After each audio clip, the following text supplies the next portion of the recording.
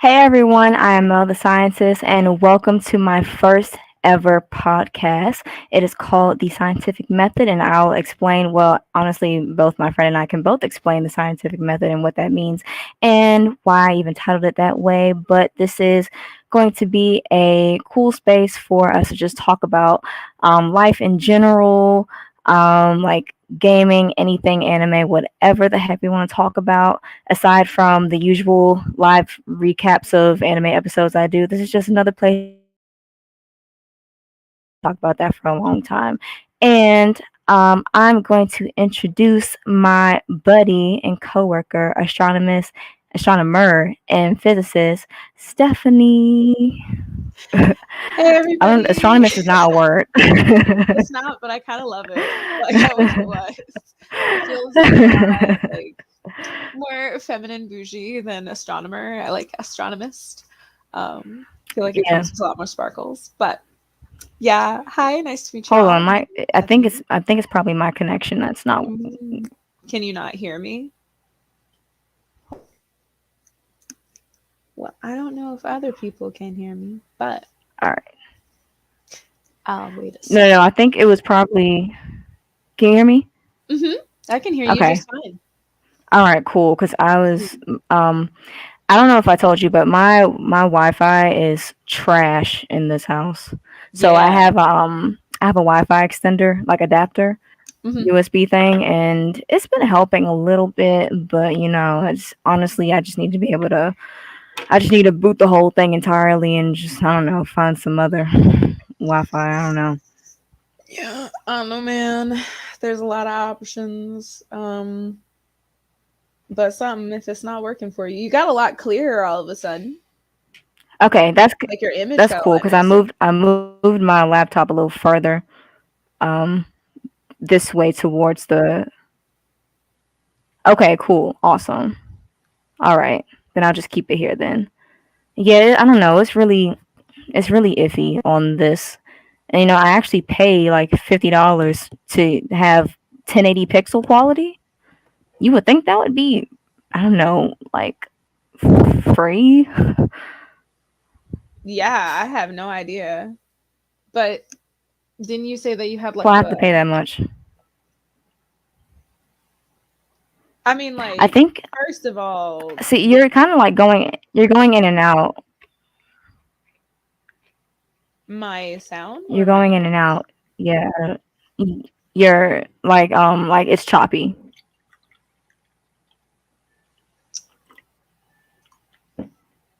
um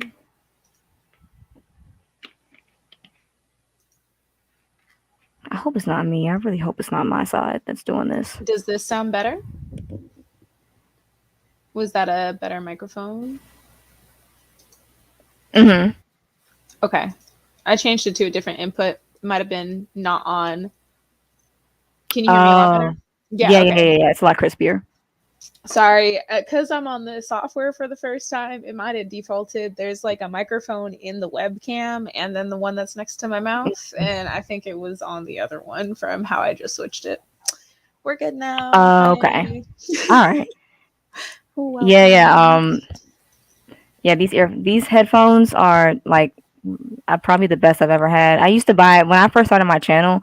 I bought Mhm. like physical mics, but I don't. Maybe it's just me not knowing how to use them. But like the sound just was not working well, and it wasn't that I couldn't be heard. It was like it would make some like staticky sound when I talked, and I didn't know why, and I didn't Mm, know how to fix it. So I was like, let me just get headphones that have a mic and just spend good money on one so that I don't have to worry about it. And these have worked, thank goodness. But I'm still working nice. my way around using the right technology, especially for the gaming purposes. Yeah, It's it been great. upgraded. You'll like, as you get deeper into it, will set new standards for the quality that you want. Because you're going to want to like play different games. And you're like, You kind of went out again. I don't know then. I don't know. Like I Okay, well, look solid on my side. yeah, that's the thing. Like the thing about StreamYard specifically is that like I'll look good while I'm streaming, But when I play it back, like sometimes it'll look a little wonky, and I'm just like, okay, well, glad to know that that's what I was looking like when I was broadcasting. Yeah, because I see the I images a don't bit know. blurry. Is my image weird or is it just the So audio? hopefully it goes through. I'll replay this anyway, and Hmm. I don't know. We'll see. But for those of you who are watching, please let us know that you are here in the comments. I'll be looking forward to see what you have to say as we go along. And yeah, like I said, this is the scientific. Oh, by the way, I just came up with this name like a couple days ago. I'll tell you, I was so gassed when I thought of the name. I was like, oh my god, the scientific method. That's perfect. It's like it's on brand. It's on brand, but it's kind of like metaphorical to life because we're always, like observing, experimenting, and analyzing, like just our own lives in general. So I was And like, again and again and again. That's a big part of it. Gotta yes. iterate. I was like, this is genius. And then the acronym is almost the same as mine, Mel the but not the scientist, the same order. scientific method. And I was Yeah, like, dang, if that was the right order, that would have been great. Oh well. close enough. But That's good. I was about to How say was your? some ish, talk some dirt on college life and Mhm. things like that. I have some pictures that you've never seen before. Ooh, oh my God. Yeah, I gotta pull some up And of some mine. experiences that I can Ah, two baby. That's a uh, long. yeah. All right. So I did this to keep on track, but in general, how was your undergraduate experience? Because you are in grad school right now, but that's a completely different horse. How was your undergraduate school life? Complicated. Not gonna lie. Um, I had a lot of things going on in my life when I was an undergrad. Um, so maybe I would have had a better time if like my personal life was not kind of a mess, but it was, and it kind of highlighted the lack of support that was available for me. Mhm. Um, I took a lot longer to get through undergrad. I did not start immediately after high school. The University of Maryland does this weird thing where sometimes they only let in students in the spring semester. And you can do this weird night school thing, freshman connection, but I didn't do that. I took the time off. So I started in the spring, I started late, and then later on, for a variety of things. Which I'll get into. It's not like a big deal, but like my mental health was not great, and then I ended up dropping a semester entirely, like a week before finals, like my sophomore year, I think. Yeah, I think it was my sophomore year. Um, so that was pretty rough. So I ended Mm. up taking a longer time too. So I think 5 years total. No, no, it wasn't because I graduated high school in 2014 and I still graduated undergrad in 2019, but that was partially because I also took summer and winter classes. So even when I dropped a semester, it didn't, thankfully, Mm. overall, I guess, put me terribly behind. But I definitely graduated like not at the same time Mhm. as all the people that I graduated high school with. So yeah, I mean, a lot of it was like my younger sister was in and out of the hospital at the time. She was born with kidney failure, so she was getting towards the time where she started to need dialysis, and then she was getting a kidney transplant all throughout that process, and it was very stressful on my family. And we are not financially well off. I was the first person in my family to go to college, and that's because my dad got a job working in the diner at college. So it was a lot at the time. I worked all throughout undergrad, multiple jobs the entire time, to be able to pay for what was left after the tuition. Because my dad, thankfully, his job covered that. But there's still like a grand's worth of mandatory fees, and then all of the textbooks and getting to campus. And if you get a parking pass or the time to walk a mile and a half every day, like I did for 2.5 years, because I couldn't afford a parking pass, which is like $400 a semester. Oh my gosh. Yeah, yeah, it's Oh, a lot. whoa. Okay, I don't remember the Xavier one, but Maybe I don't want to over hmm. exaggerate. It's definitely over $200. It's like not nothing. Um, Ooh.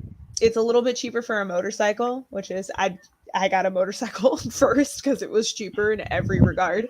But it's still like 130 or something for a motorcycle just to park on the campus. I still have to pay for it now that I work there. Mm. Which is ridiculous. I have to pay to go to work. Um, That's well, you don't even get a discount? I can get it taken off my paycheck. I don't know if that's Oh, a oh no, discount. no, no, no, no. That is no. That's inhumane. Yeah, it's Oh dumb. my It's gosh. dumb. Oof. So yeah, I was tired and I was stressed, and work life is not great for kids who gotta work and have shit in their life that they are doing besides I can school. attest to that because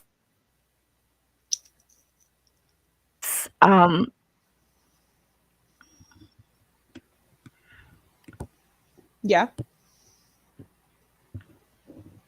oh yeah, sorry, you're someone one of our connection is just like super like blocky. I don't know, but it's like you're smooth and then you're really chopped. And it's like Yeah. it's not the quality, it's like I don't know, it seems to be like a connection thing. I don't know. Well, I don't want to sound like I'm putting the thing on you, but you did start off saying you got bad internet, girl. I know. I was like, it's somebody's because I did with my friend because I did a record of Ragnarok review with my friend and his was fine. In fact, his was better than mine when I did the replay. But he never came in choppy. That's what I'm trying to figure out. That's the thing. I'm scared because I hope it's not me because I'm like I don't want to be the host and I have the worst internet connection to everybody. Well, when I'm So watching right if now, it looks like your if I image do and seem your like I'm audio cutting, is choppy. Like sometimes it sounds like you hear me like 2, 3 seconds after I start talking because our voices are overlapping, and then you go in and out of yeah, the yeah, yeah. quality. And sometimes you're talking and then it cuts out. It's not constant though. It's like waves. Like now you Hmm. look fine. Now I'm hearing you fine. And now you've gotten it all messed up Yeah, again. that's what it feels like. Ah, I may have to, the sad part, I may have to go to the other side of my bed because that makes all the difference in the world in this house. girl, whatever you gotta do. All right, just It's the first time we're experimenting. It's okay. God, I hate this, and this is where I have my desk and everything. And I Just built this desk so try I it can have this out. seat and do my jewelry when I have orders. And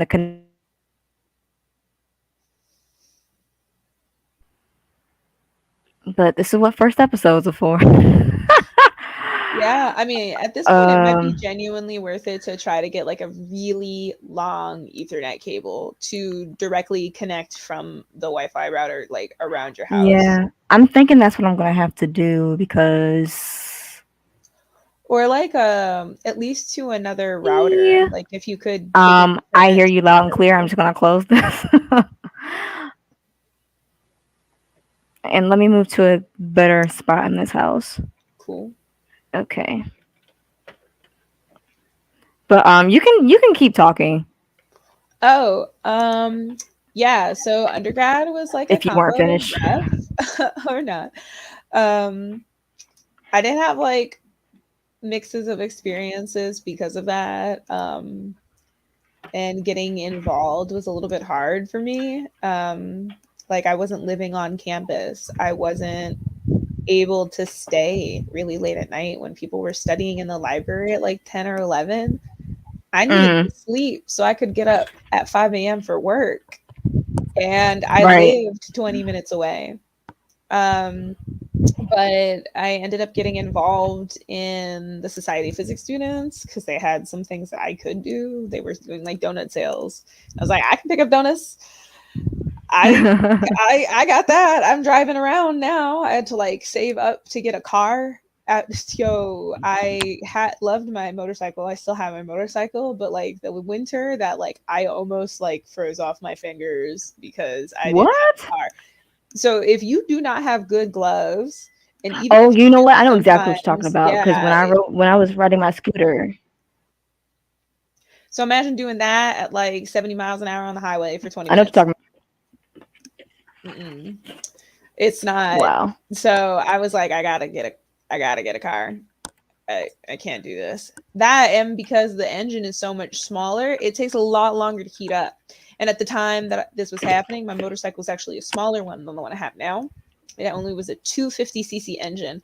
So in the dead of winter, it was just not heating up enough to stay on. It like could not like retain enough heat to do that on its own because most motorcycle engines are air cooled. So they are fully exposed, and in really cold weather, if it's too tiny, it can't keep up. Um, so there's that. But once I got more involved with the Society of Physics students, and I had some like friends on campus, especially ones that were like okay with me, at the very least, sleep like chilling at their place for a really long time, if not like sleeping over, that helped a bit. I didn't do that a ton because again, I was working, but eventually I did get a needs based scholarship.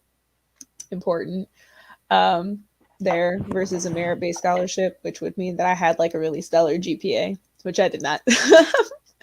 And that really helped too. I got to be a part of a seminar class that taught some different kinds of workforce skills like resume building and presentation things, as well as like physics culture, like the history of the field. Um, and I got to meet a lot of people through that, right? Like sitting and selling donuts in the lobby every morning means a lot of people come by and say, hey, and start to recognize your face because they're buying that every day. Right. And hanging out at the meetings, this often meant that there were people that like it was a whole bunch of little undergrads eating pizza at like 6 p.m. in a room, and one faculty member who was there talking about their research and their life. So I got to meet a whole bunch of kids that way, and I met a lot of different researchers, and I asked a lot of questions. And partly because I didn't want to have to like go back and forth, and I am definitely a creature of inertia. Like I'm either moving and I can't stop moving, or I'm like sitting and I don't want to get up. So I was like at campus and I did not want to leave campus and come back at all. I'm like, I'm here for the day and I need to make sure I get the most out of it before I go home because I am not coming back. So I went to like all the events. I filled in my day. And that helped to like listen to people talk and get exposed to different research and stuff. Um, Eventually I did get involved in a couple of different research groups, and this is all still like while I am working. Some of this time I am a waitress, some of this time I am a nanny. um uh Kind of lip to be a nanny, not gonna lie, get to make your own hours, get a lot better pay. But then I was doing dark matter detection research on the LZ dark matter detector for the WIMP model. And I was primarily working in hardware. So I was a very experimental physicist. I was working on vacuum systems. So it's pretty cool. I was building them and using them to test radon filtration efficiency because radon is actually a really big problem in that detector system. And then I also was doing exoplanet detection research on our telescopes there. I was part of the KELT Fun database network. So the KELT telescope was looking at a whole bunch of possible exoplanet candidates, and the follow-up network or the FUN database is all of those candidates, and they need an actual person to confirm that it's an actual exoplanet and not something else that's just wiggling in its brightness. And I was one of those people, and that was really fun. And then I got an internship and with the Society of Physics students, primarily because I was doing a lot with them. And the University of Maryland is right next to their national office. So when lots of people come by and ask questions and you're there, one of them happens to be the director of SPS because you're like right there. And you get to do events with them. So that helps when you apply for the national internship. And the one that I got was actually working in the archival physics library at the American Institute of Physics, which is in College Park, actually, really close to the University of Maryland, along with the American Association of Physics Teachers and the American Physical Society. They're all like right next to each other, literally like 10 minutes from the university. Convenient. But they have an archival library there filled with stuff just about physics. And these are things that are like original conference meeting minutes and also handwritten lab notebooks from famous experiments. There are like handwritten letters from Marie Curie. We have stuff from like Einstein about like how he like isn't sure about quantum mechanics, which is pretty cool. We have Yeah, things, but who is? yeah, right. But like when it first dropped, he was like, "What the no?" This is the famous quote of his, like, God doesn't play dice with the universe. He's like, I don't believe in quantum mechanics. Like, it's not a thing. Y'all are off your rockers. That and stuff from like Niels Bohr. It was a really wonderful experience. And what I did without those materials is I was specifically going throughout history to look for people we call minoritized physicists. These are people who are not white, cisgendered, heterosexual men in the United States. Pretty much everyone, but I was part of this effort to build lesson plans and curricular materials for teachers to use to teach real science about people who have always been involved in physics, who are not part of this like white man hero scientist story, which Hero Hmm. Scientist is a thing you can look up. It's like a book about like the narrative of how physics culture is. And so I wrote the first Latinx, Native American, and queer physicist guides through the archive. And that was really fun. And I got really into teaching explicitly there. It worked really well from my nanny experience. I worked at like summer camps. I kept learning about lesson plans. Turns out you could do research on how people teach and learn physics, and any other kind of discipline. Around this time, I also got linked up with Carnegie for the first time. My nannying position didn't continue once, or I quit because I was getting the scholarship, and I was like, I don't, I'm actually okay. Like for the first time, I don't need to like do another thing, and that went for one semester. And then my FAFSA got messed up, and then I didn't have a job anymore, and I didn't have the money, and I was freaking out. And the job posting for Carnegie was posted in the undergrad listserv for astronomy students, and it was advertised for graduate students and postdocs. And I had not finished my undergrad degree yet, but I had just read this study about how like women typically only apply for jobs that they feel they're 100% qualified for, and men, especially white men, typically qualify. You know, they're applying for jobs that they're only like 60% qualified for. That leads to like disparities in the Hmm. workforce. I read that in my seminar class, and I kind of rage replied to the Carnegie position. And I'm still working there because that's where I met Ramella. Um, and that's where I got the job. But it was originally only for like graduate students and postdocs. And I just kind of applied to see what would happen. And I got it. So that's pretty cool to have that as a lived experience. Um, Ended up doing research on education. That was really great. And now I continued on after that. But that's like all just in undergrad. I met a lot of people throughout that. By the time I was in my junior year, because I was participating more, and honestly, just a wonderful shout out to the amazing, wonderful scientist and woman, Allison Duck, who is currently at Ohio State University and studying for her PhD in astronomy. She made a really dedicated effort when I was there to like actively collect all of the women that existed in physics and astronomy, which sounds like it would be a lot, but at the time was like 12. And that's a big cohort of women.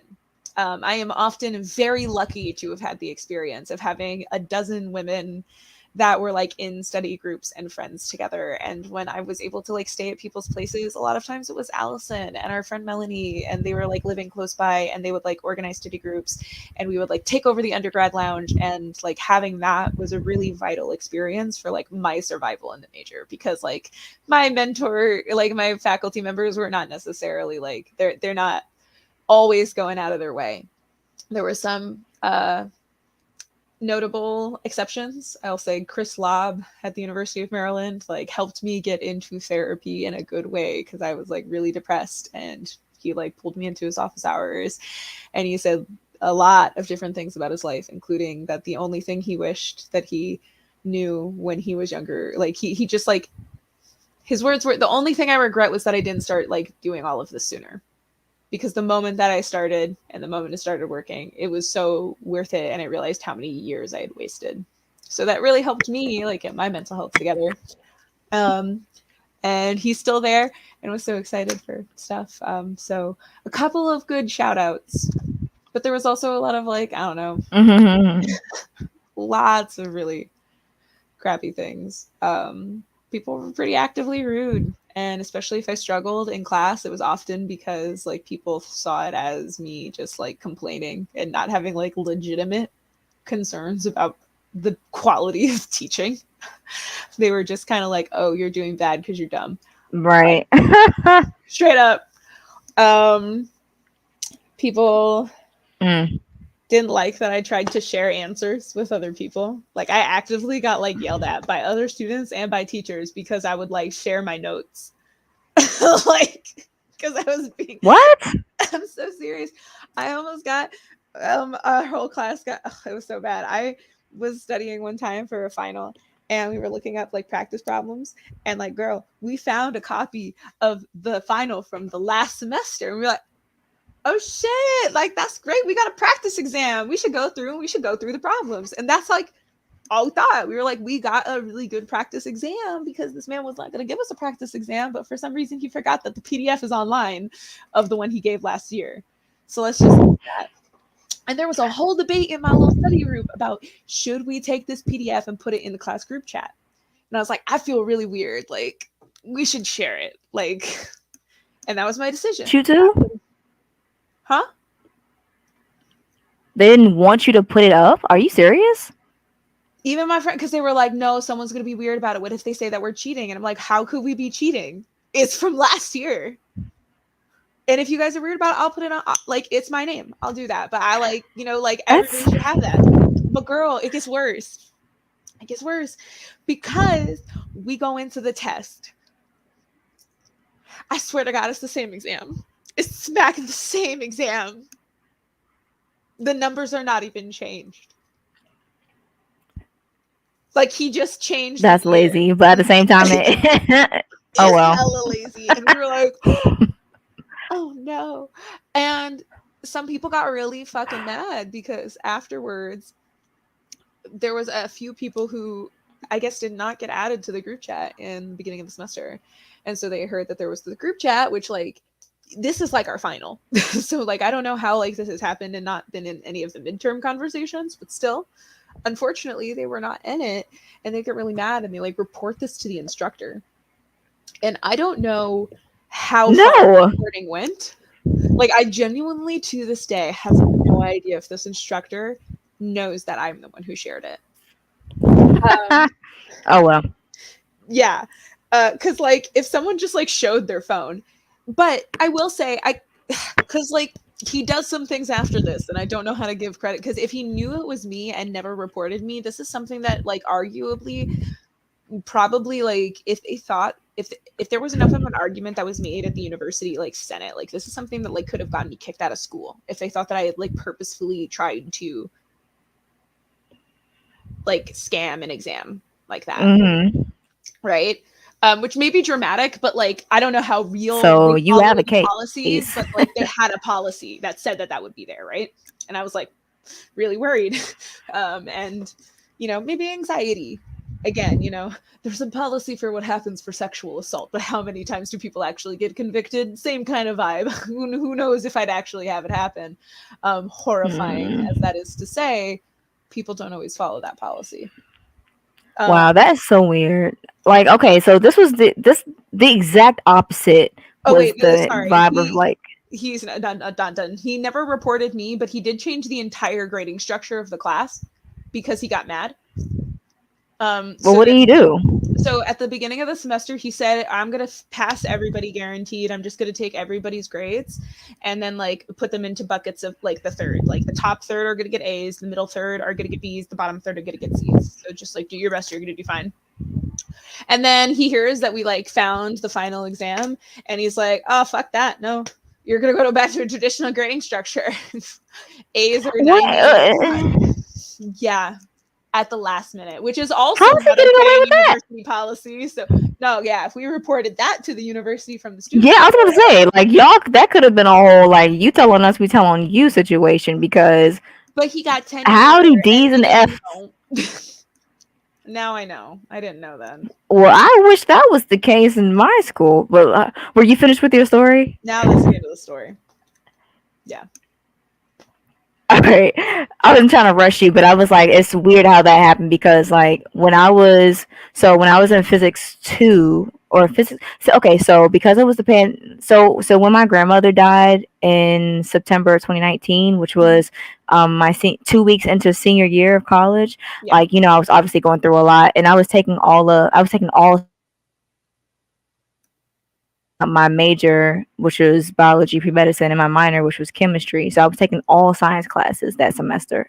So it was getting rough for me to take physics, trying to finish my biology and chemistry. So I went to my professor, who was also like I guess he was also the dean of the physics department at the time, and I'm probably the first student to ever ask him this, but I was telling him about how, I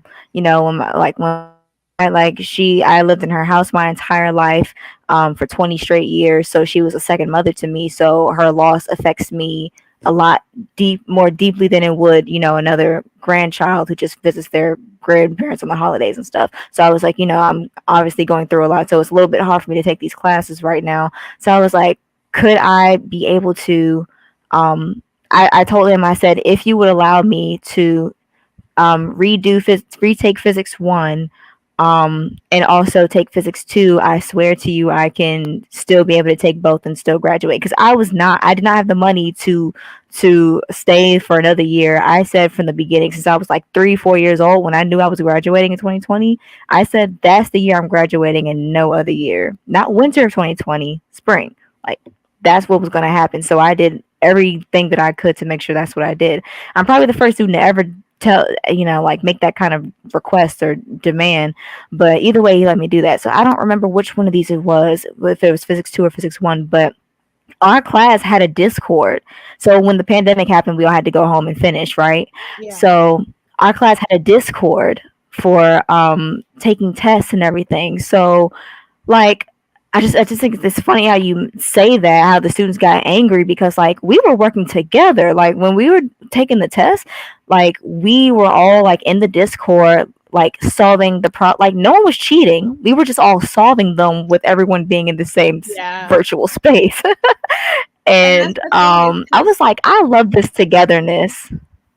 it's good and Mm-hmm. complicated because we didn't have that togetherness throughout our whole class. I wish I could say that that was true.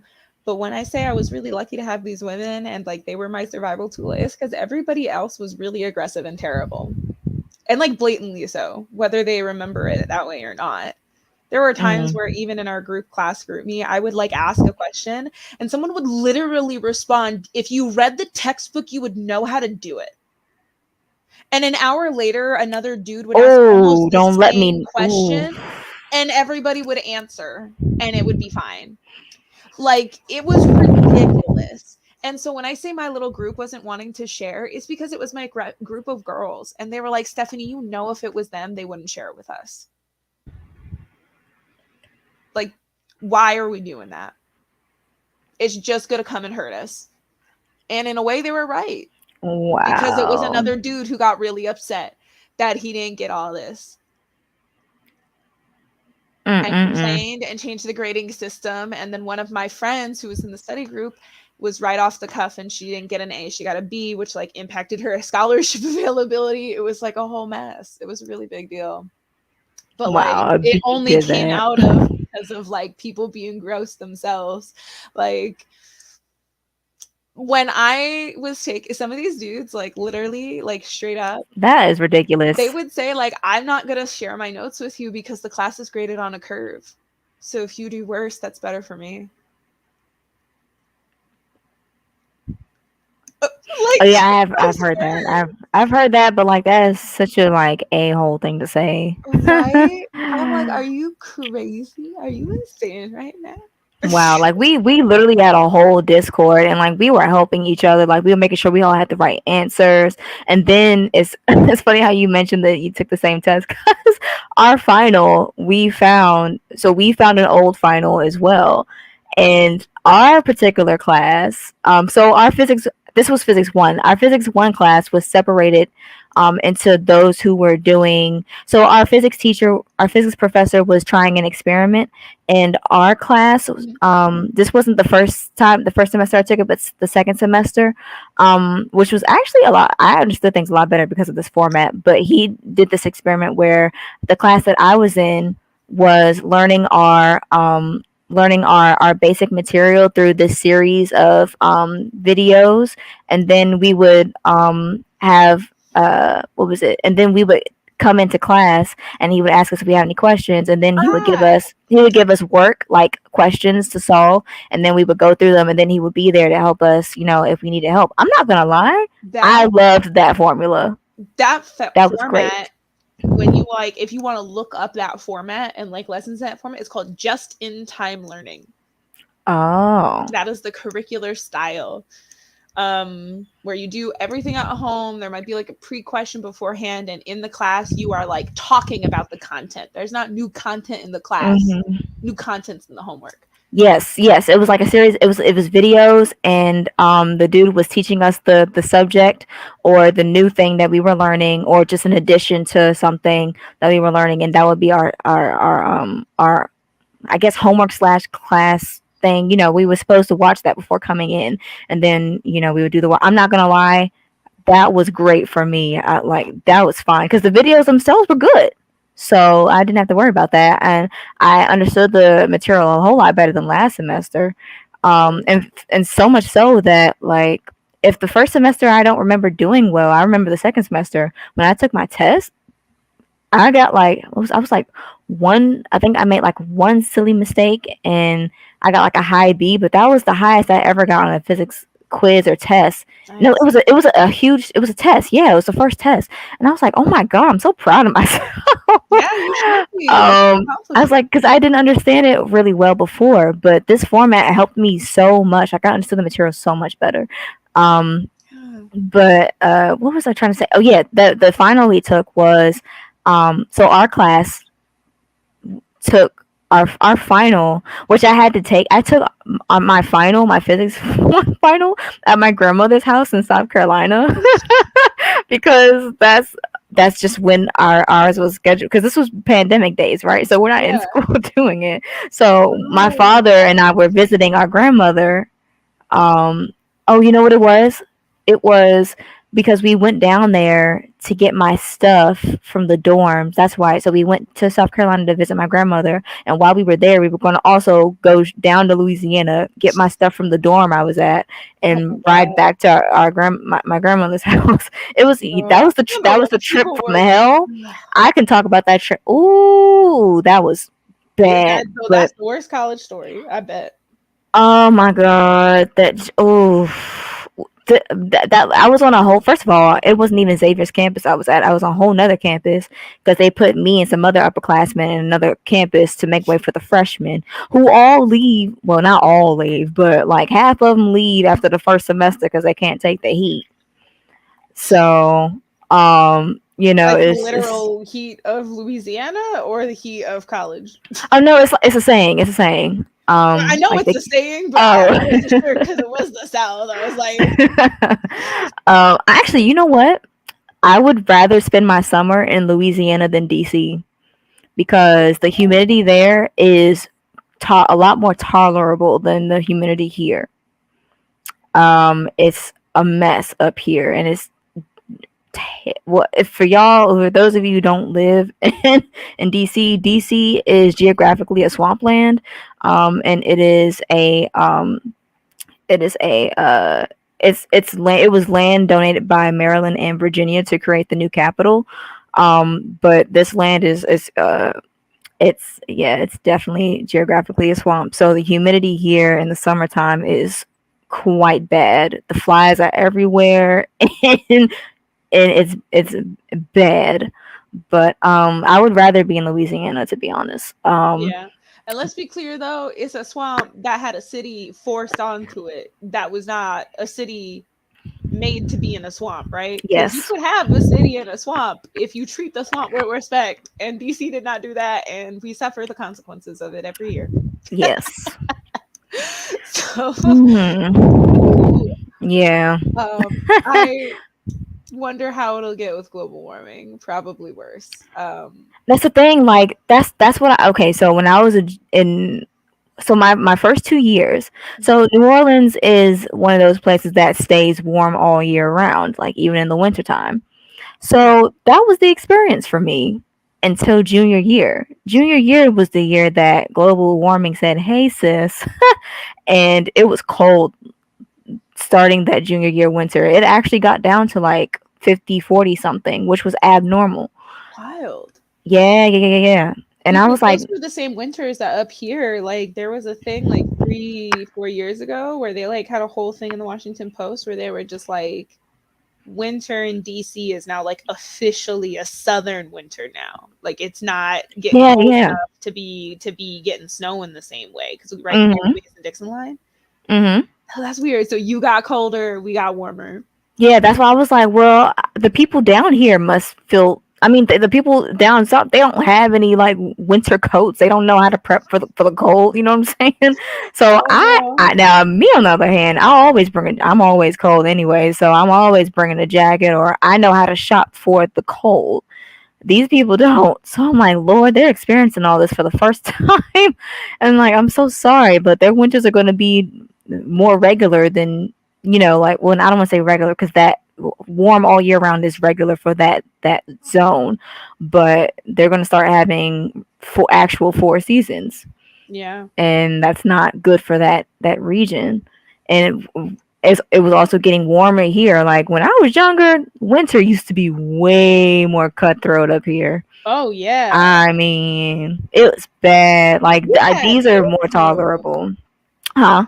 We used to have big snowstorms. Well, also like I remember during in high school, there was like this period where a lot of kids were like getting hurt by cars because of like the ice and all that stuff, and it was like it would be like 13 degrees like for the whole week, not just one random occurrence. Now Yeah. this winter, I only remember it hitting 13 like one day out of this whole winter. It reached 13, Yeah, or it's like maybe a even in the night. 20s. It's been mostly 30, 40s this entire winter, and not that's not how it should be. Now, I'm not saying I hate that idea, but it's not good because global warming. That's why. Yeah. The only reason why it's bad is because this is not how this area is supposed to treat winter. But as someone who doesn't like to be cold, obviously I'm fine with it. But Yeah, I found those like, snowstorm images from like what's it New Jersey or whatever. It's further in the mm, northwest earlier this year. Like there were whole houses covered in like 4 or 5 feet of snow. mm, Like this year, further up in the northeast, like wild. Like people were frozen inside of their homes for a week. I can't imagine being what? frozen inside of my home. It Yeah, looked that like sounds weird. I mean, you can't even. here. Wow. See if I can get like the snowstorm northeast US 2023. It was just like this year. And yeah, there are certain places I just don't want to go. Like, I don't want to go to Massachusetts and like up there for like a long period. Definitely not the winter time. I'm sorry, because I already don't like. It's so funny because everyone will be like, "Aren't you from DC? Aren't doesn't it get cold in DC?" I'm just like, just because I'm from here doesn't mean I like to be cold. You know what I'm saying? Like, that's not a correlation. I'm just born here. Yeah, Like, right. Like, I can't help my environment. I certainly am not rich enough to move. yeah, If I right. was rich enough to move, I would go back to New Orleans because I really do miss it. Yeah. I really would. I really do miss New Orleans. It was fun. I don't think I would go anywhere. But maybe it's mainly because most of my family is here. Like That's that's yeah. really hard for me to like make a choice around it without like thinking about my family. I totally get that. Hmm. And that is fine. Look, when I graduated high school, I said I could not wait to get the hell up out of DC. Like I was never homesick once when I was at school. Now there were some times like when it was getting close to the end of the semester where I was like, well, it would be nice to be home right now, but that's not homesickness. And that's just like, I could chill at home, if I could right now. But I was living my life down there. It was so fun. I've been in DC my entire life. It was time to bounce. I Valid. totally get it though. Totally get it. Yeah, I really hope I get to do more traveling. I'm glad that I've had an experience of like living away, but like I don't know. I know it's gonna be weird when like my family continues to get even more like spread out or gone for Mhm. sure because we've been so close. But I think part of it is just like not gonna lie, as much as the weather is kind of like eh, like there's a lot of places with weather. Okay, New York gets bleh, Chicago bleh. Oh my Okay, god, I've heard of like Chicago. Like, I'm not trying to be in Chicago for winter.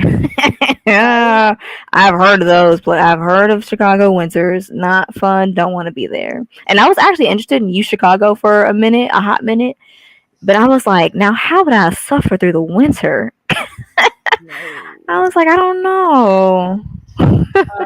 But there's a lot of great things about DC that I think make it really hard to compare, like including just like the kind of people and It's a social politic. yes, DC is a very unique place, and you don't really get a sense of that until you leave DC. Because when I went to New Orleans, let me tell you, the manner, like the way I acted, would like people always looked at me weird, or maybe just felt a weird aura with me, and I wasn't doing anything. I was just being myself, and that's just a native Washingtonian. But because they're not you, I think when my father mentioned something that I think is actually pretty correct. I don't want to assume this is for everybody, but I got this general notion growing up Mhm. that a lot of people from the DMV, but I don't know, mostly DC, I guess, probably Maryland, um, and just like Northern Virginia, I guess, like we don't really leave out like of the region. Like a lot of people in this region will kind of stay in this region. Because it's low key good. Like I've Hmm. gone out, it's like there's a lot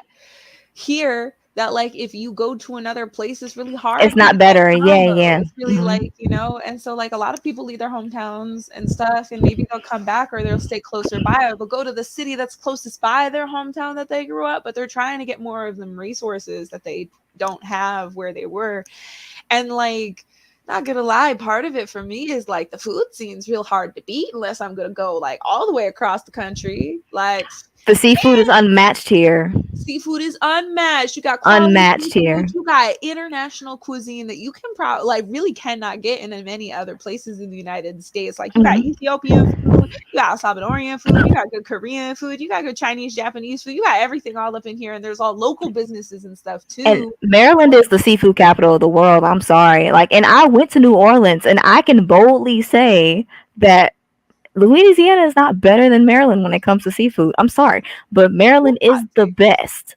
Hot Like when I take. tried to do like when I one time I had it took me 4 years to actually try the crawfish. Like no, you know what? No, let me stop lying because I had crawfish when I was in the cafeteria, but like I never, you know how I don't know if your family does this. It's kind of, I don't know if it's a DMV thing or just a DC thing, but a lot of families in DC, well, I mean, in the black community, but I don't know if it stems out anywhere. But like we'll always have like these crab parties where like we'll buy some crab and then we'll just sit and we'll have parties and we'll eat and everything. Yeah, Like like you have a that's a crab. It's like a that's a crab DC fest. thing. like in the summer, you know, Yeah, like we'll not just a sit around and barbecue, eat. but kind of Yeah, a like barbecue, but no, like crabs. every holiday, like Memorial Day, July 4th, Labor Day, we would like growing up. We always went over like my aunt's house, and we would always have like crab and everything. Just sit around and eat it. Like that's a DC Yeah, thing or a yeah. DMV thing. I don't know, As long but as you could afford it, yeah. Yeah, hmm no, we had it and like that. And that's mussels. My dad loved doing mussels. Mussels, crab, shrimp. I love mussels. But when I did they had like these crawfish boils down there, and it's like kind of Mm, like the same thing where they have like a bunch of crawfish. yeah. It just did not. It was not the same. Maybe I'm just biased, but I was like, this does not beat. This does not beat crab at all. I don't know. Crawfish is it tasted weird. Maybe it's just because I had. Maybe it wasn't in a small business. That's probably why. Oh, also small businesses in New Orleans, amazing, and they are the only thing you should go to when you're down there. New Orleans is all about supporting the small businesses because they are talented people. Yeah. And the food is great when it is small. Like, don't go to a big restaurant when you can try the like New Orleans thrives on the small business culture, Yeah. so it's really good. And Um, also just do that anywhere you go. But yes, definitely anywhere, but especially when you're outside of some of the major cities, it's even more important. But don't not do that when you're in a major city too, because like they're struggling to keep up in all of that. hmm Which another point for DC, at least in my personal favor, maybe other people won't. I like that DC is a very livable city. It is it one of the is, most like accessible cities in the but it United has to States. be. It has to be. And like some people get really mad about the skyline thing, but like not gonna lie, I kind of like it. I kind of like the fact that it doesn't become overbearing any more than it is when it's a government city. I kind of like that it's like supposed to be a bit chiller, you Right. know? Oh It's yeah, like in case anyone doesn't know, if you come to DC, there won't be any skyscrapers because no building is allowed to be taller than the Washington Monument for security reasons. So that's why, if you've ever come to DC and noticed that, it's not like it's not like New York or Chicago. I've never been to Chicago, but from what I see, those cool. buildings are like, Yeah, because I woo! went there. I went there recently for the Sci-Fi Con. Remember? Oh yeah, yeah, yeah, yeah, yeah, yeah. And like it was wild. I have a few pictures on my computer for it, and like on my phone, I'll show them to you. That, but like I had never seen so many buildings get like lost in the clouds. Cause like the Windy City is supposed to, hmm I guess, be cloudy all the time, but like looking up, there was just so many that just went up and you could not see the top at all. It was a Whoa. little bit freaky. Like not gonna lie, it was intimidating. I was like, Yeah, like it looked like when I watch movies, like and I would like if a movie was in Chicago, I would be like, why do low key those buildings look taller than the ones in New York? I don't know. There's something about Chicago buildings that it just looks. You just are like an ant when you're in Chicago, from what it looks, like. and I don't know if it's because of the clouds, because I don't think the clouds get really that low in New York, close to the coast like that. So maybe the clouds like Mhm. have this optical illusion that they're taller. Maybe they are actually taller. I don't got the numbers, but Same. it's freaky. And Chicago's got this thing, which I will say, walkability in cities is different. I think Chicago is a supremely walkable city compared to New York. Okay. My opinion. New York's got some cool pathways if you know them and well, and I like the High Line and it's beautiful. I've spent a decent amount of time in New York, but it's still like pretty small sidewalks. And when they say it's Yeah, walkable, it's yeah, it because people is. are like assaulting the cars. You know, they're like, Mhm. come hit me. You know. Yeah, the sidewalks do need to be a lot bigger in New York. They do. And in Chicago, they're like twice as thick. And they did when they built the city. I'm assuming or when they were shifting stuff over because St. Louis and trades and stuff. But there's two tiers to most of the major streets. So the streets are thick, the sidewalks are thick, and they go one way. So it is really easy to walk across them. And most of the time, like major like through traffic is on the bottom level. So the top part Mm. where all the shops and stuff, there's like low key like undercity highway vibe. And then Mhm. like here's the walkable local lanes out in the Okay. city. And all the local lanes are these ones that are like really big one-way roads. So it's really easy to cross the street because they're only coming from one direction. And I'm like, Mhm. wow, this is so much nicer to navigate. Okay, yeah. I mean, I've always wanted to visit Chicago and see what it looks like because I mean, it still looks really pretty. Oh I mean, yeah. like, but if I go there, I'm just like, I would know what the first. I wouldn't know north, south, east, and west if it hit me in the face because like everything is covered. But yeah, DC does have. I mean, I appreciate. Well, I don't know. I guess just because So I many don't know. I'm a native museums. Washingtonian. I'm just from here, so like, it's cool to be in a city where you can kind of just see everything. And DC is one of the best places for pedestrians. Now, these cars, the people who drive, there would make it hell here to Yeah. move around. Now, most of those people are driving from Maryland and Virginia and coming into DC for work, and that's the real issue. But if it weren't for all those people moving in the morning and in the evening, then DC would be the most ideal place ever. And when I went to San Francisco, like I actually found because I was so excited. I never went to the West Coast in my entire life, so I was so hyped when I got there. And it probably had to do with the fact that I was by myself. You know, it wasn't really fun anyway. Hmm. But it, I didn't think San Francisco was better than DC at all. Like I was like this. I don't like this arrangement of lanes and like it was a whole lot of like diagonals on a main, and it was just like this doesn't. Th- I don't. What is this? I don't understand the architecture of any of this. Like, I mean, not architecture of the buildings, but like of the streets.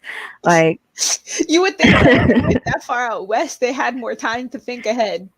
You right, and like know? more space and everything. And I'm just like, I kind of want to go back to the East Coast, low key. Hmm. I was like, That's it's just like low better to key. navigate Anytime here. I've spent anywhere, that's I keep being like. I Also, was, longevity. Thinking about that when we're talking about accessibility, and part of this is like I'm spoiled. We grew up here. We're spoiled in some way, so maybe you want to value it or think about it as deep because, like, I can't imagine being old and not being mm, able to take the bus. oh Like, my if you gosh. grow old in so much of the United States and you can't drive a car, Right. you out of it. You You can't. sure? No, Yes, and yes. that Like, terrifies me. Like, why? yes.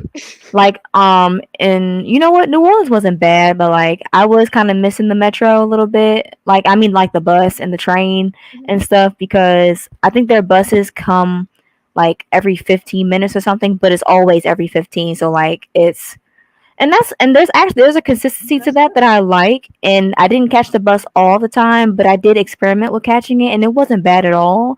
But I just had too many places to be and stuff like that, so I didn't really have enough leisurely time to, take metro, their bus system and stuff. But their bus system wasn't bad at all. I'll give it to them.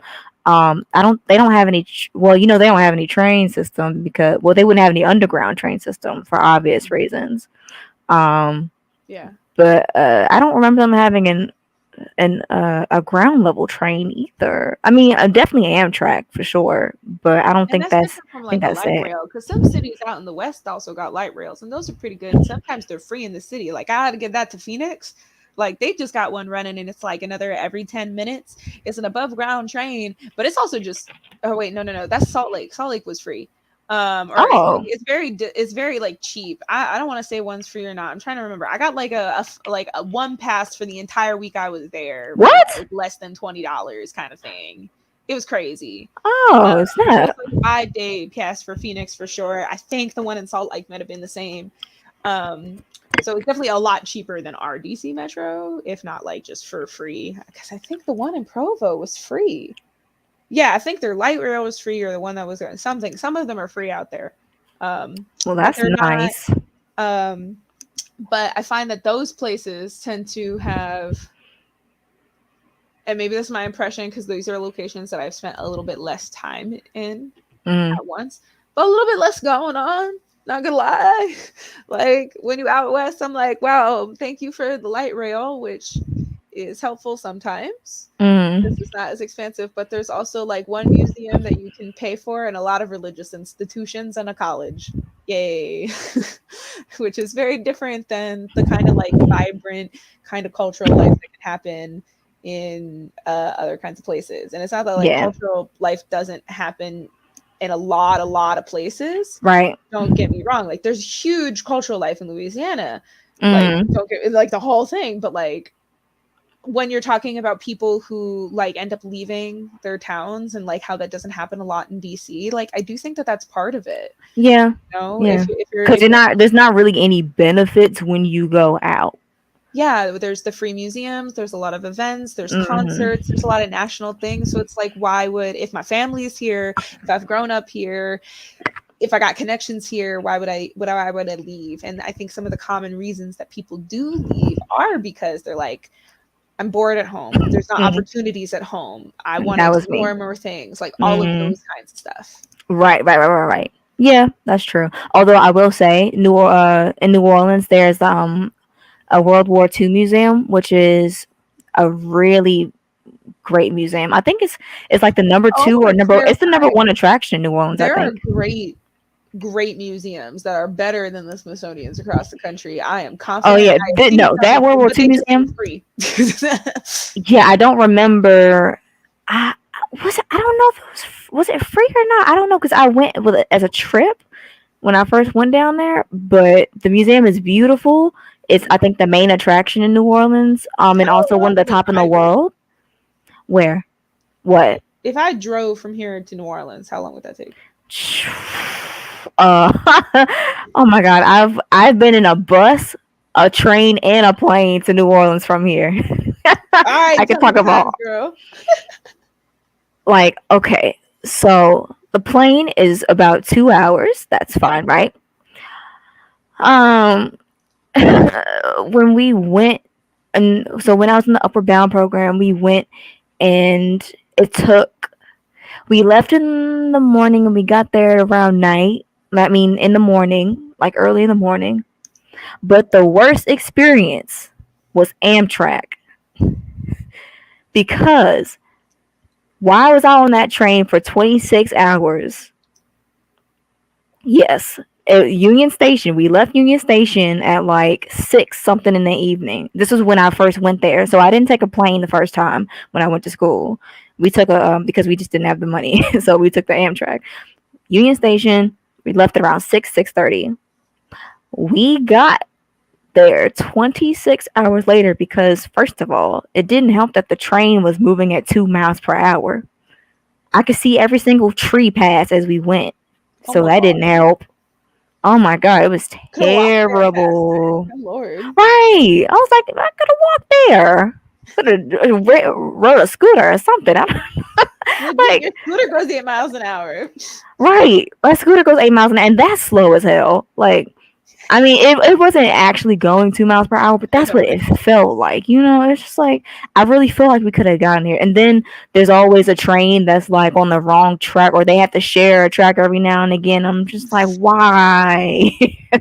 And then we're stopping everywhere, and the stops were fine. It was just like this should. I feel like this. It shouldn't have been as long because it's not Yeah, that far. Like if a plane only took you 2 hours, why the heck is the train taking 26 hours? yeah, that's a long That is not time. proportional. Like I know it's supposed to take longer, but that is too much. Right. Because even if you were stopping at all the stops, like when I tell you they were not going fast at all. So I rode to school and came back all freshman year on the train. I went there on the train and came back on a plane because I was like, I can't do this anymore. Also, that was when I got my writing tutor job, so I did have a little bit of money. So I was like, I'm not doing this ever again. Yeah, no, don't drive to New Orleans from here. Please don't. Okay, Don't ever do that. You save up for a plane. I'm telling I you. will. I Save will. up for a plane because it's worth it. It is worth it. Don't ever do that. Still now, like it feels like the plane's been all messed up. Huh? I've just been hearing a lot about how like airlines and stuff are all messy right now.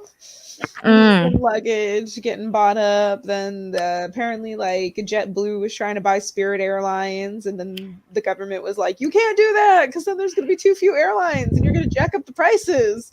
But apparently, JetBlue buying Spirit Airlines would also only make it like the third or fourth largest airline. So, like, apparently, they didn't care when Whoa. like the other three got That's sick. funny. Oh my god. I've heard so many like every time I see the Spirit Airlines, I'm just like I low key just want to go on one just so I can see the tea of like what really goes on. Like I've heard so much I've been on it dirt. too. It's a while. It's fine. Like I think people. I mean, like maybe I've like had a sassier couple of attendants, but like kind of just like purposefully trying to lighten the mood, not like Right. rude. Like they're just like, "Hello, everybody," and like they're trying to be more vibrant when they're doing their thing. Like Right. nothing as dramatic as like what I see in videos and stuff, but I ain't seen like terrible seats. The pricing is definitely like wild, but I also do those for like the shorter flights. I'm like, I guess I don't need to worry about luggage right now. I'll just shove it in my backpack. It'll be fine. I'll buy it when I get there. So kind of thing. Yeah, I was like, I kind of low key want to experience Spirit, but then I'm Yeah. like, I bet you I probably won't want to do it after I do it again. For a flight to New Orleans, if it's 2 hours, I feel like that is a wonderful trial for Spirit. Yeah, I I would mean, not do it for like a 9 hour flight. hell no. Like, first of all, I'm going to. So when I went to San Francisco, so okay, so here's what I'm going to do. If I have to go to the West Coast again, I am going to pay a little extra money to have the not the window seat, but the aisle seat Yeah. because when I was in the window seat for both flights, like it was terrible. Like I didn't want to. First of all, I didn't want to use the bathroom, so I had to pee really badly when I was going to San Francisco. Like when it came to the end, I had to pee, but I was like, I'm not trying to like get these two people right next to me to move and then have to walk to the back. It's just too much. So you just kind of stay where you are because it's just you don't want to like be uncomfortable.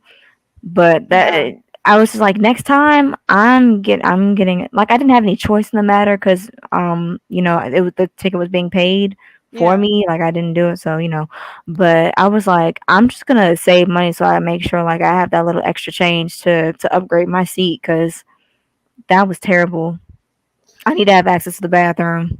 Yeah. No, when you got to get up and you got to go, like Mm-hmm. it is a hard thing to prepare for. And like, especially if you don't got that choice, I like having the window seat, but I also like don't ever try to go to the bathroom when I'm on a plane. Like I I know avoid it because as I don't much want as to possible. anyway, right? Like I'm just like this is the like one of the worst versions of a public bathroom experience.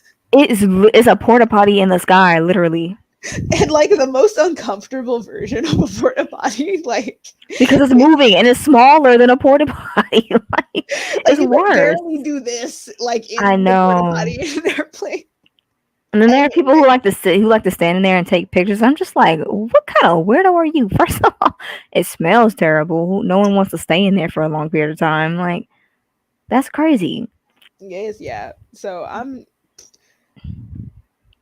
like, but if you're trying to also like those seats, like the when you have shorter flights, they put you on different kinds of planes than for longer ones.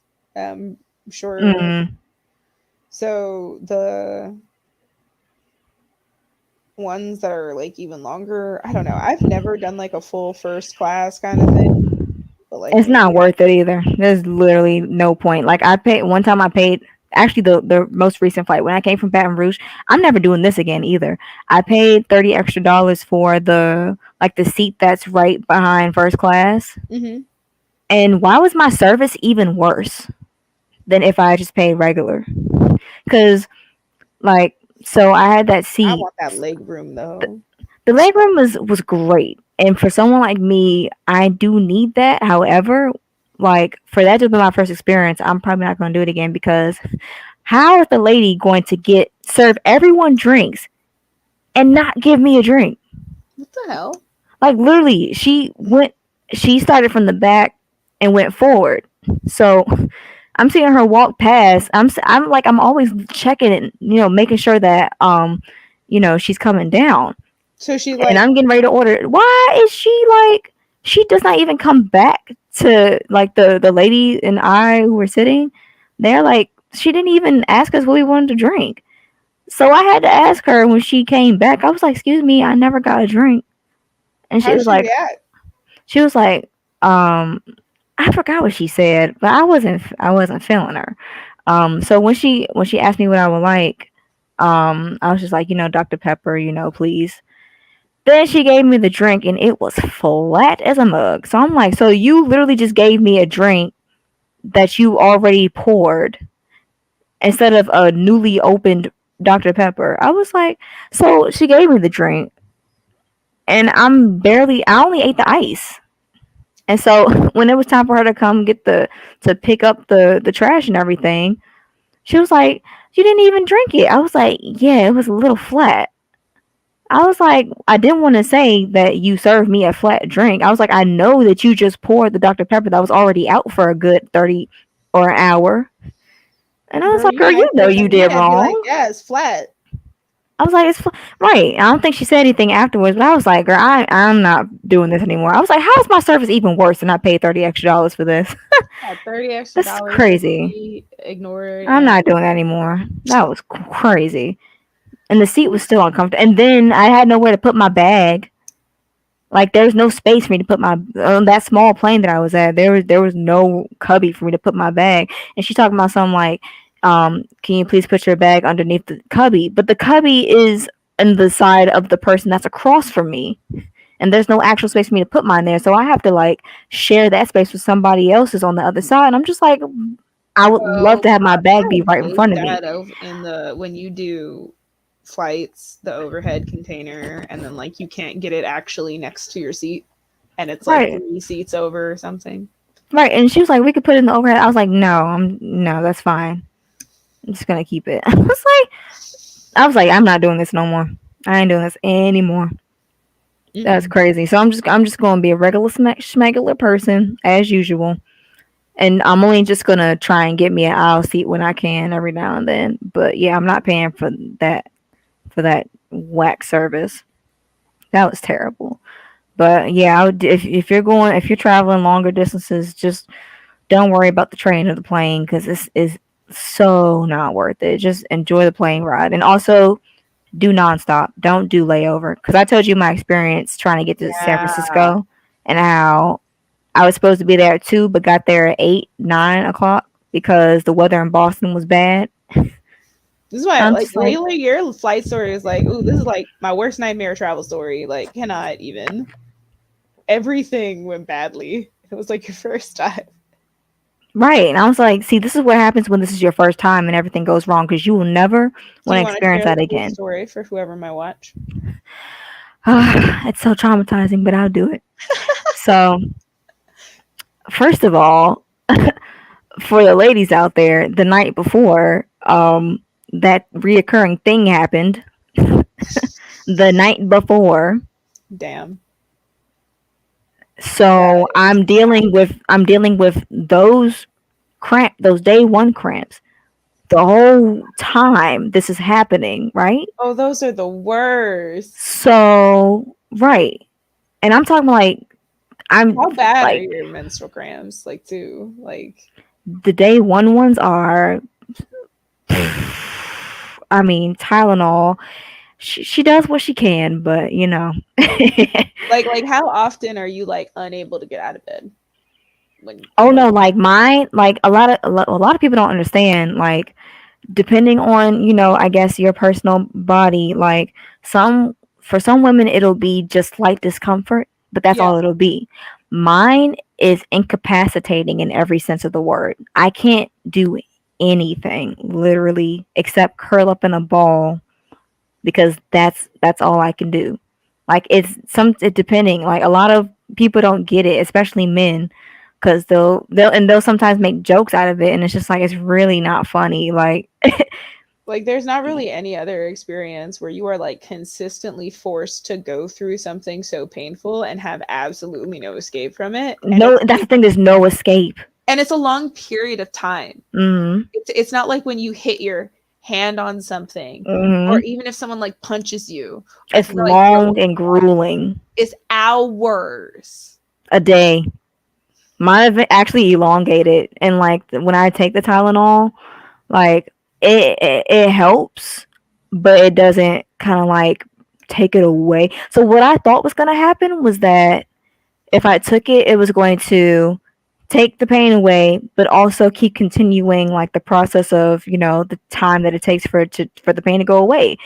It stops it, but then it brings it right back. So I think it just temporarily holds it, but then like I don't know if this is the actual. I gotta look it up, but for some reason when I take it, I'm expecting the pain to be subsided. Be- when I first started, when I first started having cramps and I got older, Hmm. um, that my day one cramps would increase in time. Like they would be longer, and I'd have to suffer for like more hours of time. Hmm. But now it's a 24-hour process. Like I'm actually feeling it for 24 hours. At least when I take the Tylenol, it'll give me those. First of all, it doesn't work. I read an article that said that Tylenol is supposed to work within like 8 minutes, but it actually takes a good hour for me. Hmm. Um, and then I will wait for that 6 hour period to end so I can take it again. But when that period ends, at that point I'm expecting the pain to already just be erased totally, right? Because you don't expect it to stay for that long. But no, it pulls it right back, and I'm having to go to bed suffering through cramps. And the only thing I can do is just sleep through it. I mean, yeah, Tylenol is not going to cure anything. So if it Right. would have been 24 hours without the Tylenol, it's still going to be 24 hours. It's just 24 hours less painful, but That's the thing. you Like gotta it like didn't used to be 24 hours, and that yeah. was my. That's the thing. That's why I Oh, was so I like, get you realized that it was taking longer because the Tylenol didn't. it was the Tylenol was extending it while curing it at the same time. Like it was getting rid of it for now, but at the same time, it You think wasn't. it's because of the Tylenol? Like, have you I don't tried? know. I have to experiment with it to be honest. That's tough. I just kind of have to because I just don't feel like I never feel like not taking Tylenol these days because I'm just like I just really don't feel like dealing with it if I could just cure it for a couple hours. Um, Yeah. but when I was first starting out, not first starting out, but around college and like a little after college, my cramps would only last for like a good 3 or 4 hours. But now they're a lot longer. What was it? There's a country that just passed a law. Spain. Spain just passed a law that allows for women to have days off of work for menstrual leave for extreme cramp Good. symptoms. That's the thing. Like that needs to be an actual reason to leave work. It shouldn't be just sick. Like there Yeah, should be it's an like a actual separate pool. dedicated Yeah. separate thing where it was like I need to be home today for this specific reason. I don't know why that's not a thing in America.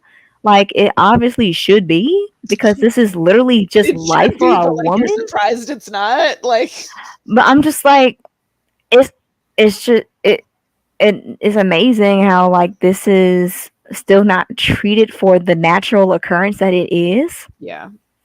It's And it's like amazing. this I'm is glad literally that life. that's This is like life for a they woman. did it. Right, this is What's life for a woman. Like I don't understand how this is not being given, equal treatment as other types of sickness. I Like, mean, girl, how long have we been able to vote? yeah, that's what I'm saying. It's just like this country is weird. It's like Like, barely been 100 years. right. Honestly, anything in this country has barely been. Actually, nothing in this country has passed 200 years, to be honest. Nah. That's the sad part. Uh, but yeah, I'm like not surprised, but I'm hopeful that it'll get better. I mean, like And I hope so too. especially because like with something like that, like it's so new, but like I'm happy Hmm. that like is more of a turnaround. Like I think that we're gonna actually live to see more of that happen in our lifetime. I truly hope Whether so. we're like old and like have grandkids and stuff by then or not is a whole different thing. But I do think somewhere in the US by the time we die, if not the whole country, is gonna have menstrual leave or some kind, hopefully better maternity paternity leave if the United Hmm. States, doesn't fracture. I know. That's the sad part. That's why I'm so glad that my boss is a female who understands my plight. And I Yeah. can tell her like I don't feel good for this reason and I will be home today. Thank you. She's like, Like I don't I don't know if it would have been the same if it were a male boss, you know. Like know. trust me. I'm the type of person where I'm still gonna stay home anyway. I don't care, but it's just I mean, like, yeah, great you're gonna do nothing knowing. by showing up, but be a burden to everybody and be in pain and make your suffering last longer and annoy everybody Right. there. Like, it's not worth your health. Right. So I'm saying like right. So it's just cool for me to be able to tell my boss, hey, I'm leaving because you know I I just started my cycle and I will be dealing with this pain. Thank you very much. Like if it was just a male boss, I would have been like, "Hey, I'm sick today." You know, like it would have been a more vague, general, Yeah. "I'm sick" type email. You know what I'm saying? Yeah, because they Like probably would have given you shit about it. right, and then that's why it goes back to the whole thing of like it really depends on the woman whether her trials and tribulations are as bad and I shouldn't have to go to a doctor and have them prove that my cramps are terrible or that I have fibroids or something. Like no, if I'm not feeling good because of a natural occurrence due to my gender, I'm staying home. It shouldn't matter. Yeah, like if this Like one day of me staying home every so often is really right, gonna one make day. or break my job, then like there's other problems with me and my Right. job than me taking this day off work. Right. It's literally just one day. That's it. One day. It's I'll be cool tomorrow. Give me today. That's why I always hope that my cycle starts in the well, I don't really hope for it to start anytime really, but I wasn't trying to say that. I was just like there are optimal times where it can start is what I'm the way trying to you just say. said that reminded me earlier today we had an office birthday and the chair comes by and he's gonna drop something off and we're like, oh my god, Steve, come in, join us for the birthday party. We got cake. And I was like, so Steve, when's your birthday? Because we were like writing down everybody's birthday on the board. Mhm. He's like, I don't know. I don't celebrate my birthdays much. My age, you're old. You kind of don't want them to happen anymore. And everyone was like, whoa, Steve. He's like, well, I mean, like, Whoa. I want to survive. I just don't want to. So I just don't want it to come at all. He's November 8th. I'm the exact opposite. Like this year, I like my sisters are. We were talking about it. My father, my sisters, and I. I was like, so my family actually has so out of my father's 5 children, 4 of us this year have milestone birthdays. So Whoa. my second oldest sister turned 40 in February. Wow. My brother is turning 30. I think. I hope to God it's not today. I always forget. No, he's April. I think he's April. Oh my god, I'm so sorry, brother. I keep forgetting if you're March or April. But he'll be 30. Um I'm going to try to text him after this. If not, no, call cuz him. no, you know what? Cuz my father would have said happy birthday in the chat. That's how I know it's not his birthday. The Um group chat save lives. yes, it definitely saves my life. um but he'll be 30. And then my birthday's next. I'm going to be 25 and then my other sister after me is going to be 35. And our eldest sister is 41, so that's not a milestone at all.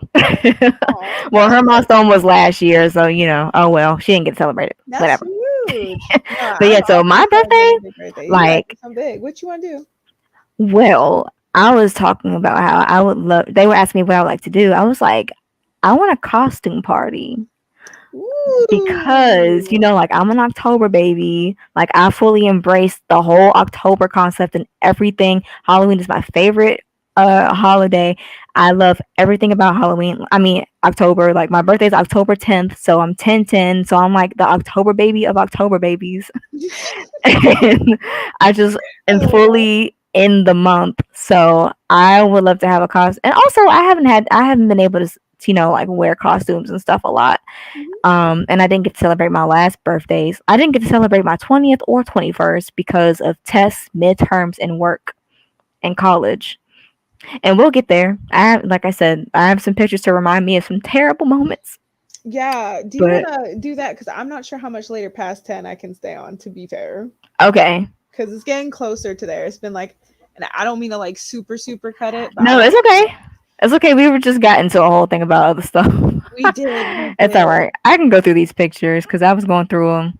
They won't take that long. Hold on. No, you're good. It's not like we can't do it again and be more focused, but also I'm glad that we just got in gossiping. Oh my god, look at you! Oh yeah, that was Oh, I I don't know can't why believe I took this we're picture. talking This about was like that. junior. This was junior year, and I just had my friend take a picture, and I was just fully like, this was pretty much my general look. Like I was always just in Xavier gear, like all the time, and I was like, they should have like paid me to be a model for the clothes or Right. something because like I was always wearing their clothes, but whatever. Wow, you look so cool. Dang. Yeah, that was junior year. That's You're the like, don't oh. bother me. I got better things to do. Like, Yeah, I was just like, I was just feeling my oats that day. I was like, just go and take a picture of me. yeah. But for those of you who don't know, I went to Xavier University of Louisiana, and I chose to go there because, not because it was an HBCU, but because it was the number one school for producing black doctors. So I knew it was going to be a nice environment for me to be, to grow and develop and have a cool environment. So, and also New Orleans, like I said, I was trying to get the heck out of DC, and I needed to change the scenery, change the culture. So it was a great place for me to be, and I loved it. Um, all right, so worse.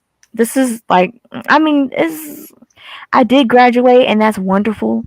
But I put this picture here to say that I had to graduate in my house, Yeah. and I'm still pissed about that. Like, so the other picture is me like studying. I think I was in Mandarin class, like through the computer, because that was the the during the pandemic when I was finishing up school, and I just hated the fact that like, I mean, if you're my dream since I was like 3 or 4 was to just walk across the stage and receive my diploma, and it was robbed from me. And I know it's not anyone's fault, but I'm still mad because my school has yet to give our class of 2020 our own graduation.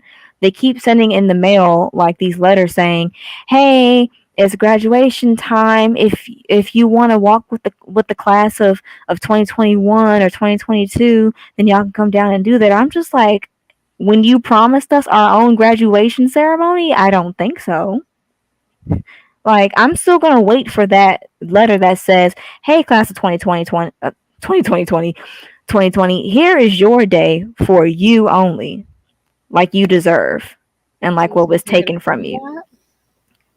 I have no idea. I'll still be waiting for it, but I'm also pissed because I've lost people in the meantime that mean the world to me, and they won't ever be able to come to my graduation. And I'm talking about most especially a cousin of mine. We weren't even related by blood, but she did everything for me ever since I was a baby to like when I was in college. Like, she always did everything for me. She made sure I wanted for nothing and helped me through everything. And she died last April. Um, and I she was someone who I wanted to be there for my graduation. So like that pissed me off even more when I was like, see, now people that I love are dying and they aren't able to witness these events because y'all just keep holding this opportunity for us to have our own moment to graduate. And I'm just like, this is annoying. I'm not going to walk with the class with students who were academically like lower than us. I'm not trying to say they weren't smarter than us. I was just saying we were upperclassmen at the time that they were entering. I'm not going to walk with those students when I deserve my own moment. And I don't think that's being selfish, but we deserve our own moment, especially when it we didn't, I don't think it's selfish. I don't want you to think that. I just worry that they're not going to ever plan it for you at this point. right. I was like, well, I guess I'll just have to, I don't know. That's why You're I was just allowed like, to I be just want. upset and grieve that. Like, this is like you're still robbed of it.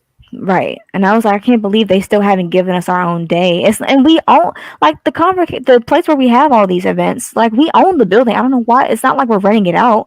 So like, why don't you just give us our day to come down there and graduate with our own time? And then there wasn't even just us. It was the pharmacy students as well. They didn't get their own day. So I'm just like, well, y'all really just robbed everyone of their opportunity to celebrate their achievements, and they work so hard to do Yeah. all that. But I'm still waiting for it, but at this point I know it's not going to come. But it's all right, better Yeah. things will come. But on the bright side, I did get to start my jewelry business in school. This was senior year, is like November. It was when I think I started it. But that is the first bracelet I ever made, and you can see how beautiful it looks. Oh my god, like it was so bad. Like the wiring was so bad. Like I was hurting myself when I wore it because I didn't really know how to like actually.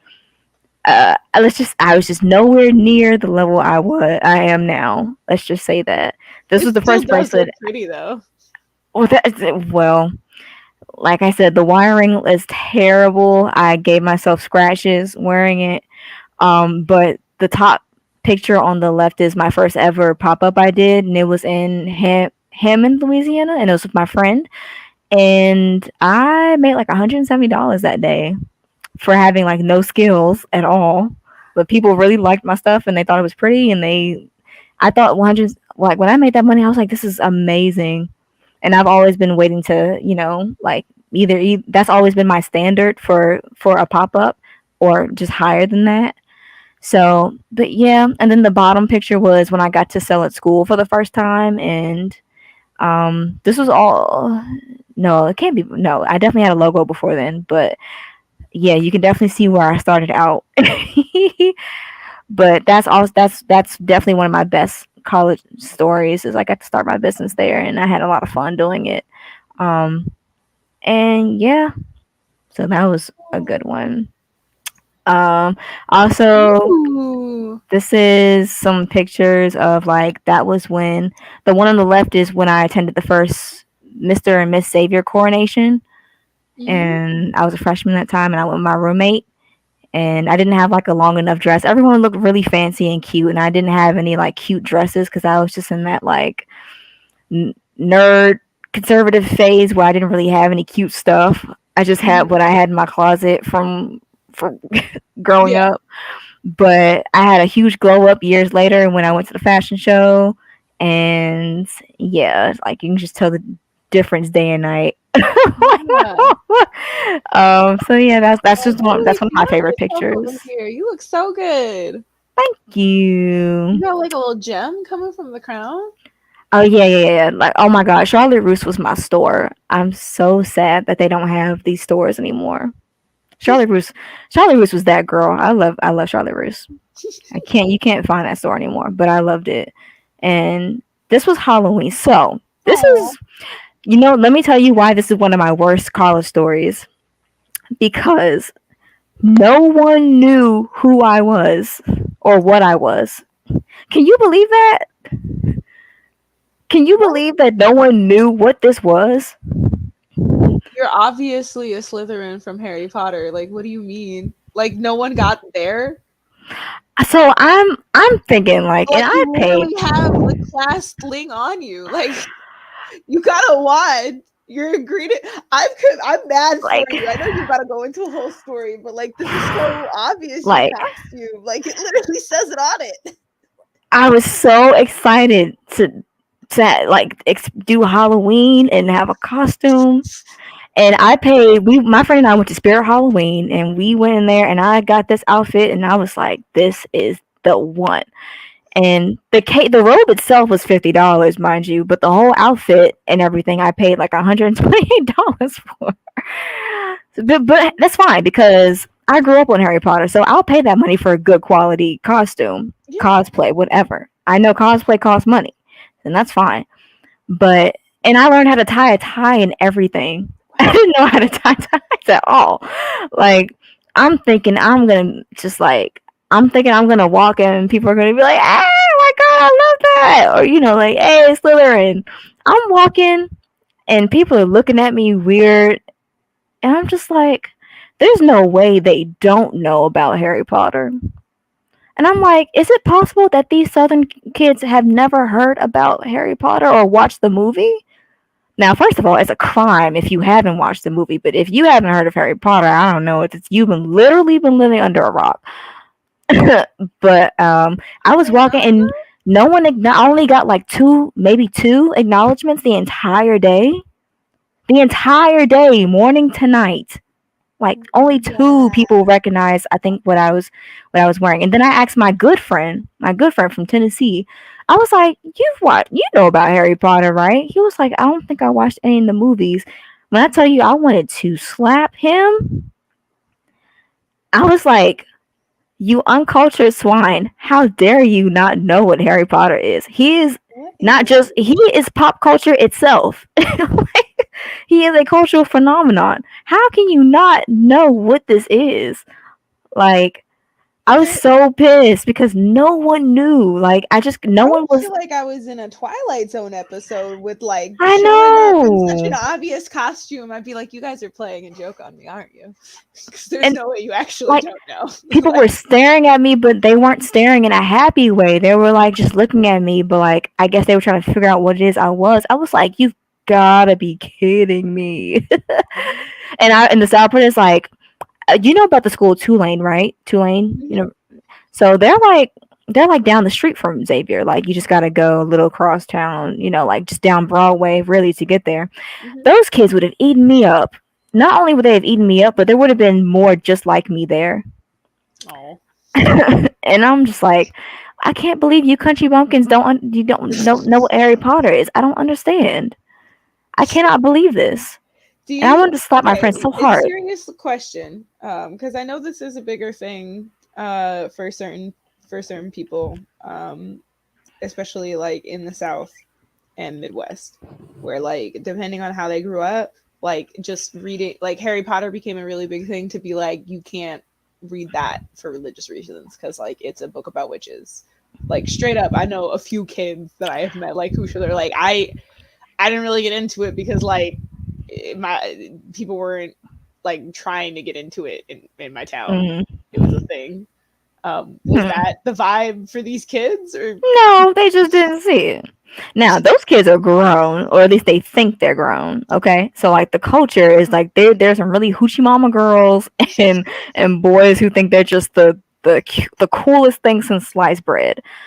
And I'm sure I was probably one of the few nerds to ever exist on the actual campus. I know there were more people probably like me, but like I don't know, maybe I don't. It's just hard for me to this day to like have like I can't even fathom people not knowing. I that don't is know. wild. But the thing is, like, and yes, I'm judging because, like I said, Harry Potter is pop culture. Like before Marvel became a big deal, Harry Potter was already legendary. Yeah, they came out with a movie every Christmas for like a decade, y'all. Yes. Like it paired In the fact, years that we were I going up. think There's a theme park. There's multiple. yes, It's like deeply impacted UK politics. Like yes. what? I mean, the UK is literally. I mean, I'm not even no shade, but they're popular because of Harry Potter. I I mean, mean, there's other factors, but like, I I mean, feel like it definitely, helped it quell helped. some It helped rage put for a UK on the while. map. That's for sure.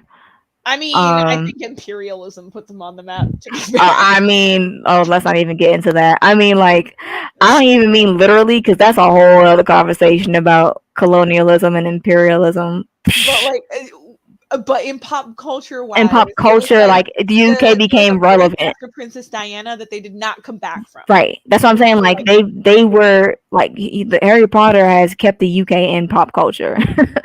for Like, sure, and so that's why I was like, this is so weird how you would have never seen the movies growing up. I mean, this was your childhood. yeah. Like Like easily the most iconic thing in your childhood. In my childhood for I sure. cannot even think of another thing that was really happening like Thank that. Maybe you. Pokemon. I mean, yeah, Yu-Gi-Oh, Dragon Ball, like Pokemon, but that's like But I feel anime. That's like not those even were live like, action. yeah, Yeah, Harry Potter was the live action pop culture phenomenon. yeah. There really isn't because they didn't really super overlap with the Marvel. No, Marvel became a big deal in 2012 with the Avengers. Now, the first movie, Iron Man, came out in 2008, but and I remember when that stuff came out. It didn't become a big deal until 2012 with the Avengers. By that time, Harry Potter was already done. Yeah, so like So, That's why I was like, there's no way. I just couldn't understand, like, not. I put so much effort into my outfit, and I looked really good. You do. And I was pissed. I was like, I cannot believe this tomfoolery. But and my friend went as I don't know if you've seen any of the Purge movies, but okay. The she went as a Purge character, a popular Purge character from the second Purge movie. Mm. But yeah, it was. I just this is why that's one of my worst stories, because as a nerd, I am offended. As a regular person who grew up knowing that this existed, I am offended. I'm And offended it was a too. terrible day because of it. And because of this day, I was like, I'm going to show out for Halloween from now on. And then when the pandemic happened, I wasn't able to wear costumes for like 2 straight years. Yeah. So I was like, this Halloween I'm going out. So that's why I wore. Oh, I kind of wish I put the picture up. Have you seen the picture? Did I show you the pictures of me as Todoroki from My Hero Academia? Yeah. I still Okay, haven't you met the saw woman those. afterwards. Okay. Yeah, that's why I was like, every Halloween I'm going out. I'm gonna make sure that I get my money's worth and my wear's worth of costumes. Because after that fiasco, I was like, this makes no sense. So I was like, I need to be redeemed the next Halloween. But yeah, that's what made this one of the most awful days ever in all of my college life. No one understood what her. I mean, no. Let me move on because I'm gonna keep talking about this for a long time. It was so offensive, but also New Orleans Mardi Gras, duh, like it's so fun. I Mhm. loved being able to do Mardi Gras. I got to walk ever. Oh, I don't know if you know this, but if you want to be in the Mardi Gras parade, you have to pay. Um, and I thought it was free. I thought you just had to be asked to be in it, but no. Like my friend's boss, who were she worked in the bookstore, Xavier Bookstore, Mhm. and her boss who ran it, she paid $600 to be on a float. Just And on a float, like yes, herself, she paid just wow. not just her by herself, but she paid that much money to be on the float. Oh my god. And that was the year. This was so senior year Hmm. was the year that people started dying during the Mardi Gras. So senior year, we were actually at this parade when this dude got decapitated. He was, I guess, maybe he was just drunk or something, because people get real lit during Mardi Gras. So Yeah. maybe this dude just was, and you're not supposed to be going any when the floats are coming by. Like it's heavily advised and pretty much mandatory to stay at the sides and not be in the middle. Hmm. But I think this dude kind of like ran out and got caught somewhere in between the floats and yeah, just, like died. I don't know if it was decapitation or something, or he got crushed. One of those two things happened, and we were at that parade, and it happened a little further back than where we were. Damn. So my friend's boss had to take a different route after all that happened. And the thing is, that's not cool because St. Charles um, is the street for having your Mardi Gras parades in New Orleans. So there's a reason why all those houses there cost so much money, because during Mardi Gras season, that's the street Hmm. that's an iconic street in New Orleans. So those are where you usually have them. So they had to take a different route, and I'm like, well, that's terrible. But then after that dude died, people were dying all around that year, that Mardi Gras season. And then it just kept continuing. I was like, wow, What do you that sucks. mean? I didn't hear about this at all. Hmm. What do you mean they were kept dying all around? Just like a variety of dumb accidents, or Yeah, he was the first person, and he started off a whole chain reaction of people getting killed in Mardi Gras. Like there was a couple more accidents after that one. that is Not some even a couple. bad vibes. Yeah, I call that the cursed year. Yeah, honestly, like um, shit. it was fine before then, but yeah, senior year Mardi Gras, that was weird. But I always had great fun, and I got to walk. Oh, I got to march in one for free, my very first year actually, because I was an Air Force cadet my first year and a half there. Oh wow, Um, I did not know that. yeah, yeah, yeah. I was an Air Force cadet for a year and a half, and freshman year Mardi Gras, we were marching, and it was so fun. But I didn't know at the time that you had to, if you were a regular person, you had to pay.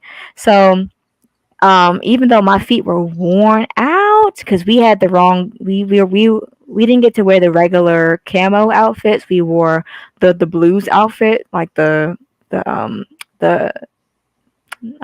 is it called, like the dress attire outfits. Hmm. I keep forgetting what they're called. And so I'm a freshman, so I haven't done any military service at all.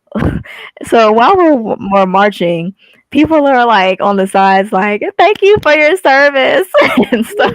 And I'm just like, "Okay, thank you."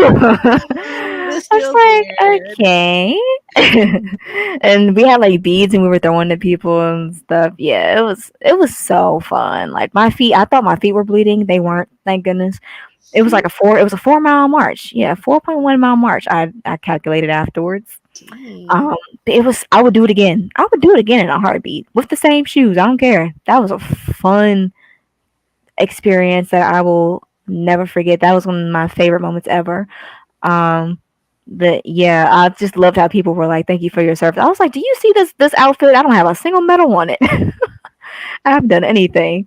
But that was just so fun. I felt like a celebrity for no reason at all.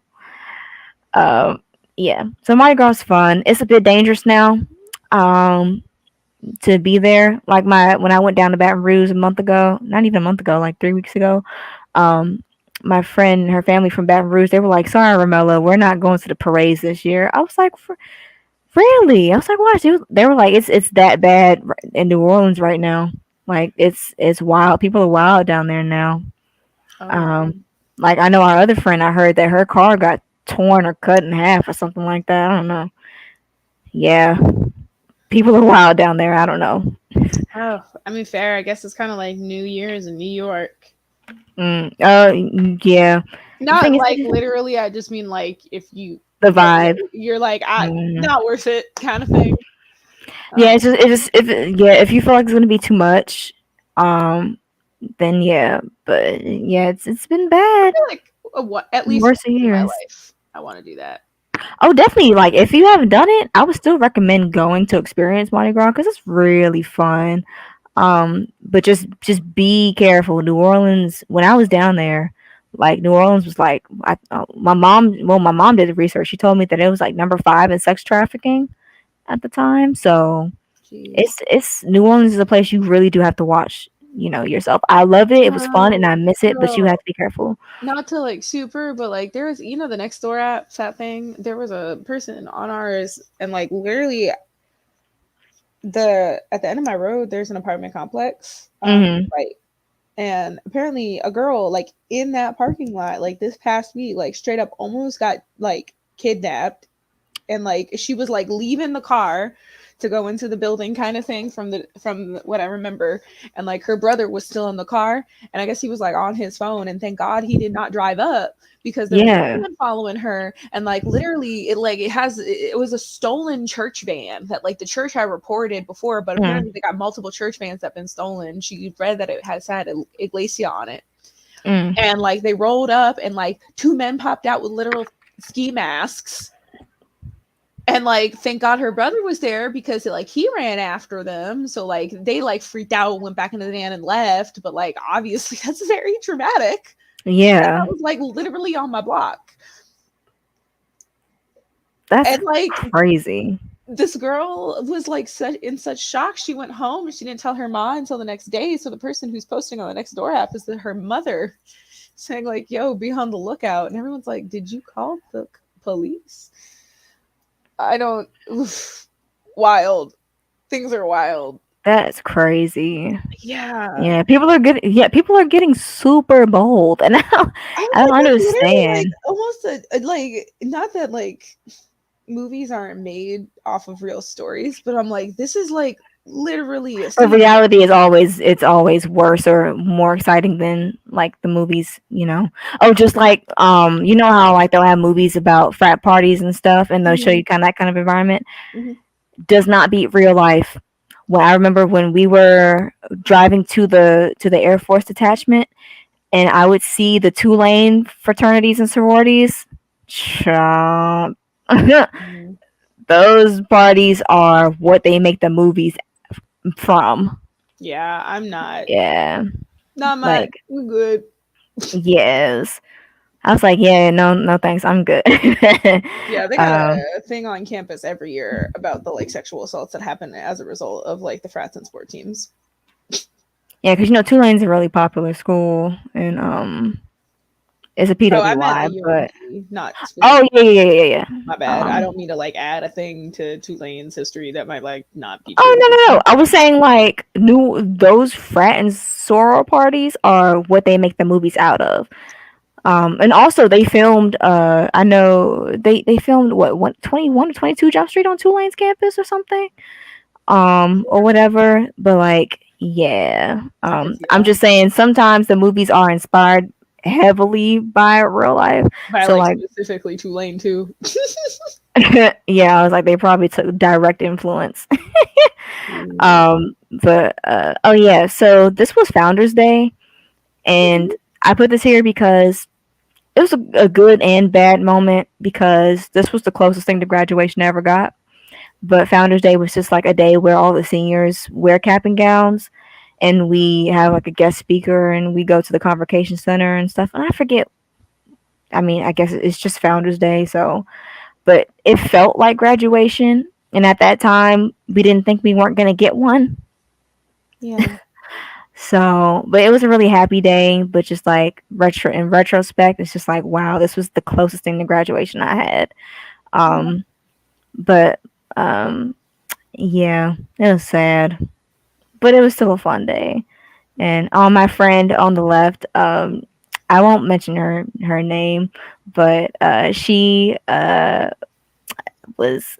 one of my friends and I when we would go to my suite. I can't believe to this day that I still had a suite sophomore year.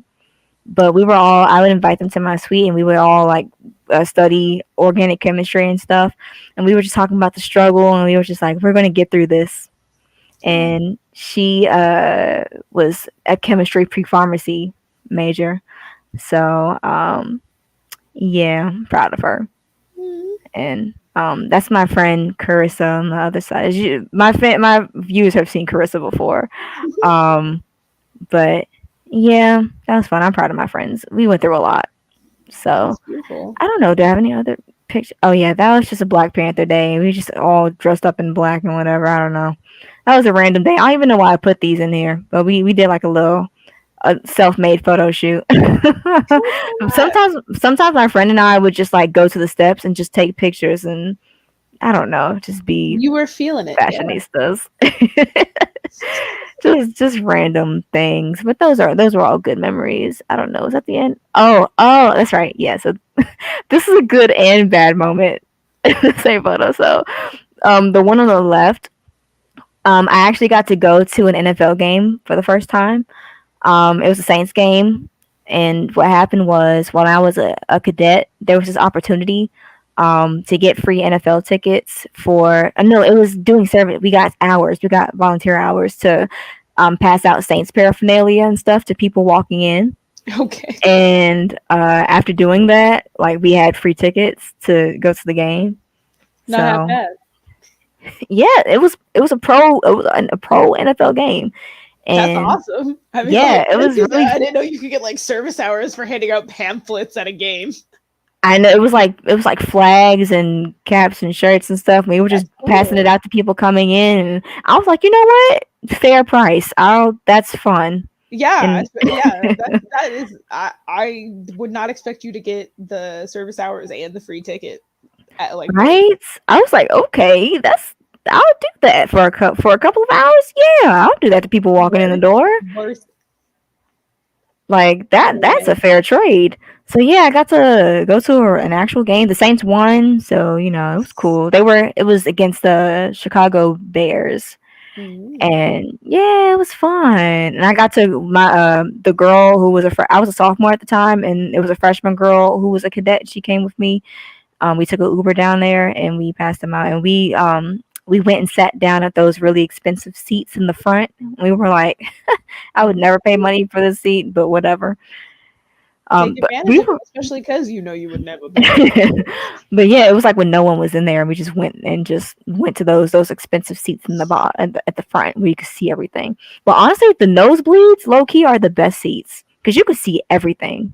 Yeah, and when you get too close to the field, then you gotta break your neck. You right. Um, yeah, the nosebleeds were great. I had a great time. That was fun. And so the right picture.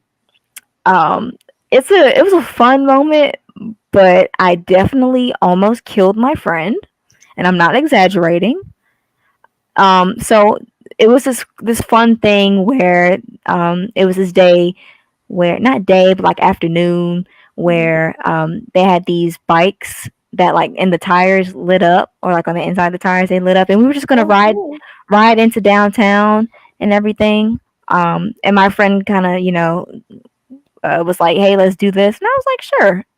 So I hadn't ridden a bicycle in 10 years at that point. So I was really wonky. And when I mean really wonky, like, and then also those were like those old design bicycles where like the handles are really far away from you. So Yeah. it's hard to handle. Um but so I'm already having a hard time when we start. We're going down the inner we're going into downtown, and I'm writing. I'm just like trying to get into the gist of it, I guess. And my friend Carissa says, "On your left." So and I know that on your left meant that she was coming on my left, But still. but I was so nervous, and just the whole time, like I'm still trying to get into the gist of it and everything. I'm so nervous about doing things wrong. I went to the left. Oh no. Yeah, because you just turned left. So no, so we're going straight. That's Oh. the same part. We're going straight down. She's like, Romello, on your left, because she was trying to come, like pat, to be next to me or whatever, or just a space where she can, ride a little bit. I'm going to the left, and she's like, no, Romello, stop. Like, it was sad because she was like right at the edge. Like she was scooting. I had her scooting on the actual edge of the pavement, Oh no. And like into and the if road. it was bad, she could have fallen off and bust her head open. Oh no. And I was like, oh my god! Like when I say I had actual butterflies in my stomach, I was like, oh my god, please steer myself back. And when I tell you, I was like, oh, thank you, Lord, that I was able to get it together because she was skidding on the surface. I was like, oh my god, I do not. I was like, I don't know. Just get yourself together, Ramella. Please do this. So I went back over to the right, and I was like, thank God. Like, I literally almost killed her. I don't know how I would have explained it to her parents that she wasn't coming on that day because I hadn't ridden the bike in 10 years. But yeah, Oh my god. that moment was like the worst ever. But the whole afternoon, evening was fun as a whole. But I'll never forget that. That's why I almost Trauma. killed her. When I tell you I almost killed her, no exaggerating. Uh, but So yeah, yeah, that's still a fun she moment was trying to come on the left. So like when she was almost skidding, it was because she was like almost going into the street. because no, because I was pushing when I went to the left. I was pushing her onto the. It's hard to. We were at a point. We were at a point going into town, like on the interstate, where there was like how like there's kind of like patches of grass, like when you're going on the road, and there'll be like patches of grass, like when you're coming in. I don't know. It wasn't like fully all street. It was like a patch of. It was like some like a it was a platform, and there was some grass over there in that area while we were going down, and we were right at that point where she, I was pushing her into that section. Like the Um, medium, the grass breaking up the street. I don't. Yeah, it was like it wasn't fully whole interstate. It was like a point where the road on one side was going up, and we were on the lower part, and there was like some grass in between that point with like a platform and um, just a little area. Oh, so she Um, would have like head first into a thing. like if her bicycle had lost control, she would have fallen off or fallen to the side and bust her head open or just gotten injured from the impact. Um, it was all a blur, really. But yeah, that I'm was the day I glad that almost killed my she's friend. okay. She's fine. I just felt so bad. I was like, I'm so sorry. I was like, I know exactly what on your left means, but I was so nervous that I went to the left. Um, It's an I honest mistake. almost killed her, but it was a fun. It was still a fun night. Oh my um, god. yeah. Do I have any other? Okay, yeah, that was the end. But those are some of my pictures. Oh, Um, so you got to see a little bit of my time there. It was fun. oh, I I had feel a so. great time overall. My worst moments were, and there were some other ones that I can't really remember. Like that time that 32-year-old was trying to flirt with me, and I was like, I just turned 18 too. Like, I mean, when I tell you I just turned 18, it was like less than a month, Oh my god. and I was like, this is very pedo vibes right now. Yeah, it's really sad. I remember like turning 18, and one of the things that was like running through my head is like how I was upset that I couldn't tell people that I was like under 18 and to leave me alone anymore. Hmm. That's like not a thing you should miss having to say. Hmm. Yeah, I was in this hour-long conversation with this dude. Now, I chose to talk with him for an hour because I was trying to get into his psychology of like, I've told this man that I just turned 18 and he's still trying to hold a conversation with me and like expressing interest and stuff. And I'm just like, you disgusting creature. Yeah. Like, but I'm just like, I'm just listening to him talk because I'm just trying to like, I'm like, why are people like this? Like I wasn't like, okay, I feel weird. I mean, I felt weird, but at the same time, I was just like, yeah, go on ahead, pedophile, keep talking. Like, say all the things you need to say. And then I remember my roommate saw that I was talking with him, and she was trying to kind of get me to stop, having the conversation. And I was like, oh no, I'm fully aware. She was like, yeah, I didn't really want you talking to him. I was like, yeah, I know, I definitely get it. I wasn't staying because I was interested. I was just studying him because Yeah. I was, yeah. Interested in the case study and not interested in pursuing anything. Yes. Different. And then like he also was having like this was an issue across the campus as well. Like he was there for a graduate degree. He was like getting like, I don't know, education or some whatever graduate degree Xavier has. That weren't like, because if you're going to Xavier, you're pretty much either going to be biology pre-medicine or chemistry pre-pharmacy with other majors in between, of course. But usually you're probably there for science. Um, but he was there for like one of those graduate degrees up in there or something, and he was causing all kind of ruckus and stuff. So he left after a while. But I was like, this is ridiculous. It needs to stop. Yeah. Um, yeah, so that was a weird experience. Uh, I can't really remember any other kind of bad things. Mostly, I was working. I had like my writing tutor job for three out of 4 years, and that was just because a freshman couldn't be a writing tutor. So in freshman year, in spring, I saw an email that was like, you can apply to be a writing tutor, and I was like, oh, resume and some money. So yeah, after I got that job, I started in sophomore year and just was a writing tutor for 3 whole years after that. So I didn't really have that much of a life anyway. I didn't get to do too many things. Oh, but the absolute worst experience though was finding out that I had to be off campus for Oh, two. Yeah, that was probably like the worst moment. Like because of the influx of freshmen in junior year, they started putting upperclassmen and campuses 30 minutes across town. 30 minutes across town. So we have to catch a shuttle that comes bi-hourly. And when I tell you that first year when I was at the University of New Orleans for lodgings, when the Savior bus came to get us, when I tell you it was the embodiment of inconsistency.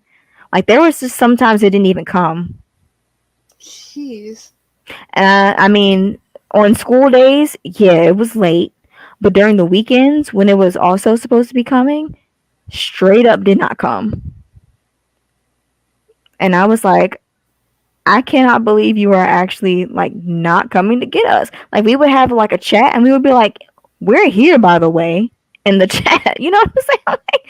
I'm just like, why aren't you here to come get us? You're supposed to come here every 2 hours, but then you want to leave right on the dot when you come. I'm just like, don't be leaving straight at 8 when you don't even come to get us when you need to get us. Yeah, you didn't So show up yesterday, and now you're not gonna wait a minute to get right, people on your bus. Are you kidding me? right. So for my first junior year was the worst when it came to that whole experience. Senior year was better for the sheer fact that one, I had been used to it, and two, um, they were a little bit better that year. Just a little bit. They were a little better that year. They did come when they were supposed to on the weekends at least. But they also, we had a lot of students that were, a lot of upperclassmen that were on those campuses, Hmm. and they didn't have enough space to fit all of us. So it didn't make sense in their minds to get a larger bus until like midway through the year. Because they had like these vans. They had brought like one or two little mini vans. I'm like, you got like, you've placed a good 30 Xavier. I don't want to say, yeah, around 30 Xavier students were at my campus. Because I got moved to a different one, the You one that got was right six next person to them. van, like Like the van could hold like 1, 2, 3, 4, 5, 6, 7, 8, 9, 10, 12 11, or 12, 8. like 12, like 12 people if you really had to fit it in there. And I'm just like, and so they had to bring two vans to my campus, but they also had to bring vans to the other campus as well. And I'm just like, y'all got to do better. Y'all have to do better. Come on, Like, y'all. I was, a lot of this is just common sense. But yeah, that was the ultimate worst thing, was having to be off campus away from the school and having my Uber money doubled when I needed to go someplace. Like literally, if I wanted to go into town when I was at Xavier, it was only around $9 to $10 to go into town, because we were right there. Um, but when I was an upperclassman and I was at University of New Orleans and then Southern University of New Orleans, money was $20 to go downtown. Or if I wanted to go to a mall that was closer to my area, I was like, this is ridiculous. And then you're just away from civilization. And we were literally 100 feet from a lake too, so it was dangerous. Like if someone wanted to harm you, they just throw your body in Lake Pontchartrain, call it a day. So yeah, it was a lot more dangerous. I had to do a lot more. Like I had to walk long distance when I was at when I was at University of New Orleans. Why did they not give us, so we were on another campus, but you would think that they would give us the accommodations on that campus, right? So like access to their cafeteria, their gym, their studios. None of that was given to us while we were there. So we were just Xavier students that were living at UNO with no ability to access UNO like facilities. So if I'm hungry, I can't go into UNO's cafeteria unless I'd probably pay for it. I have to pay for it instead of using like my card or whatever. I thought they were going to give us like UNO cards or something, or like their partnership with UNO, letting us stay there, would give us like some sort of that type of benefit to make up for not being on Xavier's campus. We had to get on our Xavier shuttle, which came every 2 hours, mind you, and that's if it actually came on time, and get food. So I'm on every weekend, not every weekday because I probably had class, so I stayed there. But on the weekend, if I didn't want to stay on Xavier's campus for 2 hours, I'd have to get on the shuttle, get there at around, like if it was the morning, if like 10 in the morning, like if the shuttle leaves at 10, we'll get there like 10:25, and I'll get my food and I'll sit there and I'll rush and eat it until around like 10:50 or 10:55, and then hop back on the shuttle because it's leaving at 11. Oh my And god. I'm Yes, that was my experience because I couldn't go to the other schools to eat or access their facilities. I couldn't. Now I think Southern University may have been a little different, but still cafeteria wise, I don't think I had access to that either. Yeah, but UNO had they had like a gaming thing, like they had their cafeteria and all that stuff. Like I wasn't able to access any of that, so I had to walk on their large ass campus. I had to walk. It took me 10 minutes to like even walk off the campus, and then I had to walk for another 15 minutes on this long street just to get to the CVS or the Rouse's, that store. And then if I didn't want to take a Uber and I have like heck of groceries, I'm walking with all these heavy groceries back to my dorm. And yeah, junior year was a hot ass mess. Yeah. It was bad. Senior year, like I said, was a little bit better because I was closer to the CVS and the Rouses than I was when I was at UNO. I mean, it still wasn't cool to have to do all that, but it was easier. And you could kind of see me on the street. So, like, if I was in any trouble, you could kind of see it. But UNO, when I was there, I hated it every second of it. The only good part was that I just had my own room and bathroom. The only plus out of all of that whole experience was just having my own room, a door that locks, and my own bathroom. But Yeah. that's it. That is literally it. Otherwise, it was terrible. So that's ultimately my worst experience. Um, yeah, it was terrible. I couldn't wait. Yeah, that sounds like hell. I mean, like, geez, you got none of the benefits of an apartment for probably more expenses, and none of the benefits of college really for twice the amount of effort to Exactly. even get to them. That sounds so. Yes, and obviously I have no pictures of that because Yeah. why would I? But yeah, it was sad. I mean, I got a lot of walking done, but I didn't get to go downtown. I did not have a life for that reason. One, because I worked, and Yeah. two, because I was just too far away from everything. Yeah, college is not super designed for you to have a life. Mm. But some of those kids don't make it work now. They'll go to all the house parties and they'll do everything and somehow still I get mean, they good don't make it grades. work for their bodies, though. Yeah, yeah, Their bodies are suffering. yeah. You can't do that all the time. Hmm. And getting good grades is also like a very complex thing, right? Yeah, They're having those fancy parties. They also got money for test banks and tutors, yeah. You're right. Those kids were definitely richer than I was to be doing all that stuff. But right? yeah, I just Let's talk money, girl. mm, um, I feel bad I didn't get more of my life together for pictures. I shouldn't say I don't have my life together. I'm just I very am committed.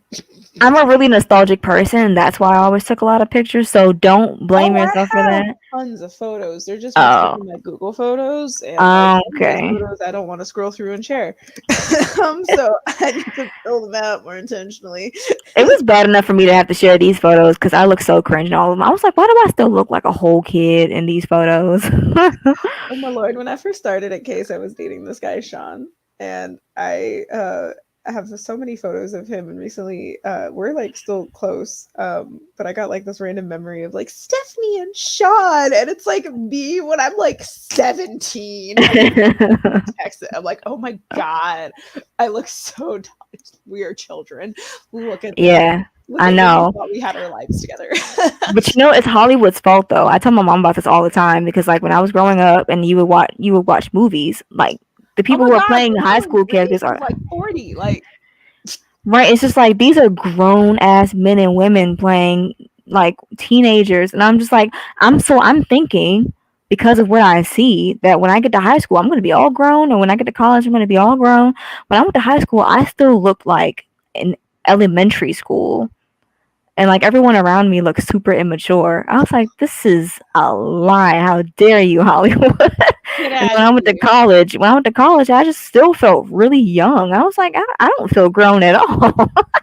I don't think the need to rush it too, honestly. Mm, Like, why not? Like, I don't think it's a benefit to be like, I'm so mature when I'm mm, 16. I'm like, are you traumatized? Like, right. you're allowed to enjoy your childhood and have interests in things. A lot Mm, of times when people talk about maturity, they're just like, I'm so jaded and independent. I've done a lot of mm, things and I've seen a lot of shit.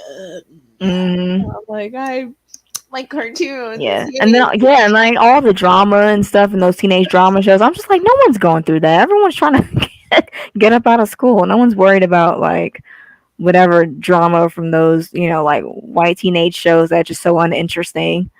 I would say like like I didn't watch a lot of Degrassi's and stuff, but Skins that was based in the UK. I was like, this is stuff that like me and my friends are going through. Oh, okay. But like it's also based in the UK, and it's also like a lot of things for like low income stuff where it's like, yeah, there are people that like a big part of my undergrad experience, to be fair, this is very clearly separated from people that I was close with when I like grew up from a neighborhood versus Mhm. people that I met at college, right? People I met at college, I was doing late night study groups with, and those are some of my best memories. And they were like helpful and supportive and stuff. Overall, I think my best memory was when I finally won like a research showcase award, and I was like, oh wow, I'm not actually terrible at all of the things. I was like very surprised actually when it was the first time I got anything for it. But like that's what we would do with them. Friends from like my neighborhood when we grew up, like they were living out of cars. They weren't sure if Mm. they were safe for like STDs. They were Mhm. managing multiple assaults. They didn't have safe environments at home, but also like the way that they viewed life for a while. I was like with a lot of people who like actively like aspired or talked around like a drug culture, and like just like there was a lot of things there, but it was less, Mhm. it was more like life drama around that kind of place in life without like I don't know Mhm. specific stories and getting too deep into like I feel like that's a whole other day, and like Mhm. naming names of like people by any means. Like those are still really good friends of mine, and they're wonderful people. But like institutions are terrible, and like working for people in different ways, like when you don't have access, is pretty bad. But like skins trauma is more like that. Like, how do I survive school when I have like 6 jobs and I found out that my mom has to like move away and like my dad passed away, and like it's like that kind of drama. I felt like Degrassi type Mhm. drama was like, or and again, I didn't watch Degrassi, but like maybe Gossip Girl is a better one. Like people got really into Gossip Girl, and I like for the life of me, I could not do it, and I feel like it was so bad because my little sister loves Gossip Girl, and I kept watching it, and I was like, these people are so like you are complaining about your like mom's fashion line. Yeah. Like I can't do this right Yeah. now. Like I'm not relating to you in That's what I'm any saying. Like way. those, like the realism, it just totally goes out the window. Like that's some top 1% foolishness. Like if there's anything Cannot. these shows tell you, because a lot of these, and a lot of K dramas do this too. They show you pretty much just life from the 1% perspective. I'm Yeah. just like, you can go ahead and have that. I know, Like I right? don't want to That's be not you right. at all. I know it's supposed to be like a peek into the glamour of conglomerate life and the fashion world and stuff. I'm just like, I don't I imagine don't want they that. shut I'm down that good. crowd every other time. Like what? Yeah, That's why I talk I'm about White Lotus. Unpopular Oh, opinion I've heard later. about that show. Like I've heard that it's good, but it's not my genre at all. I mean, like people thought it was super good. I hate watched most of it, but not all of it. So maybe it's just like a really slow burn, and I didn't hit the end to feel complete about it. But I think that means it's definitely too slow of a burn for me. Exactly. Yeah. But it's also like very much focused on a like very wealthy white family who would Mhm. probably never admit that they were rich. Like they're the kind of Mhm. people who would live in like downtown Bethesda and be like, "But no, I'm lower middle class. What do you mean?" And I'm Oh like, my god, I'm so sick of rich people calling themselves lower middle. You don't know what lower middle actually is. "Bruh, literally." So like they're that family. They're all white, and they're the only person in the like group of people who's not in the family group is like the young girl is brought her black friend, and like this is important because the racial dynamics become a large part of the story, Mhm. including like just how they talk about her as they are in this like island vacation, and how she interacts with the local natives that they keep like referring to in these ways, and like how she is very clearly like so uncomfortable, and they're leaning into it because that's part of the show. Like they're not trying to make them look like good people, but like it's Mhm. labeled as a comedy, and like I don't find any of it funny. Funny, It's yeah. so grossly uncomfortable the entire time, and like they're supposed to be humanizing them in some way, and people have talked about how like there's such good dynamics in the show, but like it's I don't know, like there's one scene where the mom like quite like she is in character, obviously not Mhm. the actress, but like it's just really hard for white boys these days. you know? What? And I'm just like, are you kidding me? Like, this is a real I don't want to thing. hear anyone say that. Yeah, so like I I felt like that was a lot of like rich people bullshit that I just like had no time for. uh, No, that's why I'm like, that's not my. That's why I would rather watch it from another culture perspective. yeah. I watch like I'm not gonna lie, a lot of K dramas they're really good, and like the content would be like the content wouldn't be my genre, but the way they present it is still a lot more Because interesting. there's the cultural difference, I think. Yeah, and it's just like maybe it's just because I'm an American and a Black American at that, and it's just like having to look at this from a white conglomerate view. It's just like God, I have no time for this. But like, it's interesting to see how the conglomerate world is in other parts of the world. Yeah. So I It think that's lets what you learn draws about your me. lived experience. Yeah, and it's just like you know what, like someone like me, it doesn't really exist over there, so like it's a whole different thing. Yeah.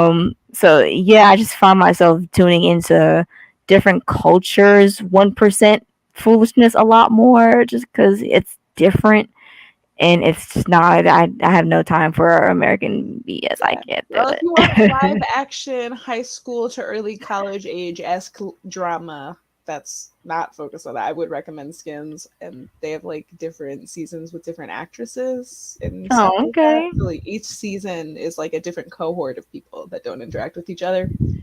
Um, That's why I want to watch American Horror Story because I hear it's the same characters but a different story each season. So I kind of yeah. want to get into that. I never got to get into it when it was popular.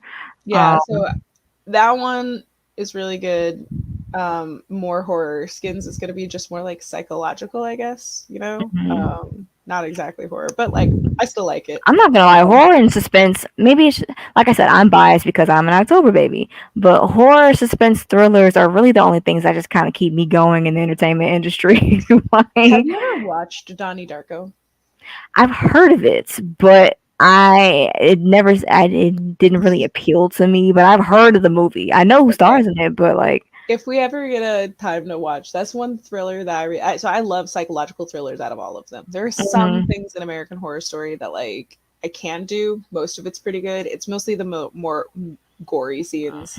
Not a huge fan, but mm, but Donnie Darko is really fun. And in some of its like back theories of like the things of the movie, it gets into really time bendy, like time warpy physicsy stuff, which could be fun to okay, think about. Um, yeah, okay. yeah.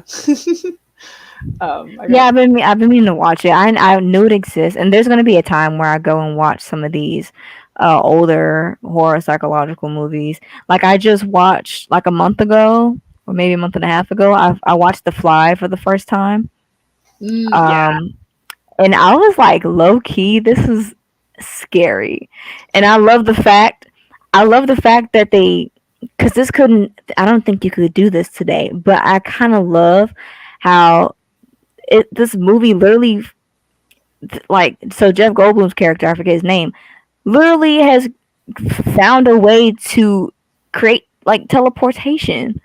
But that's not even talked about. Like the dude just has a machine.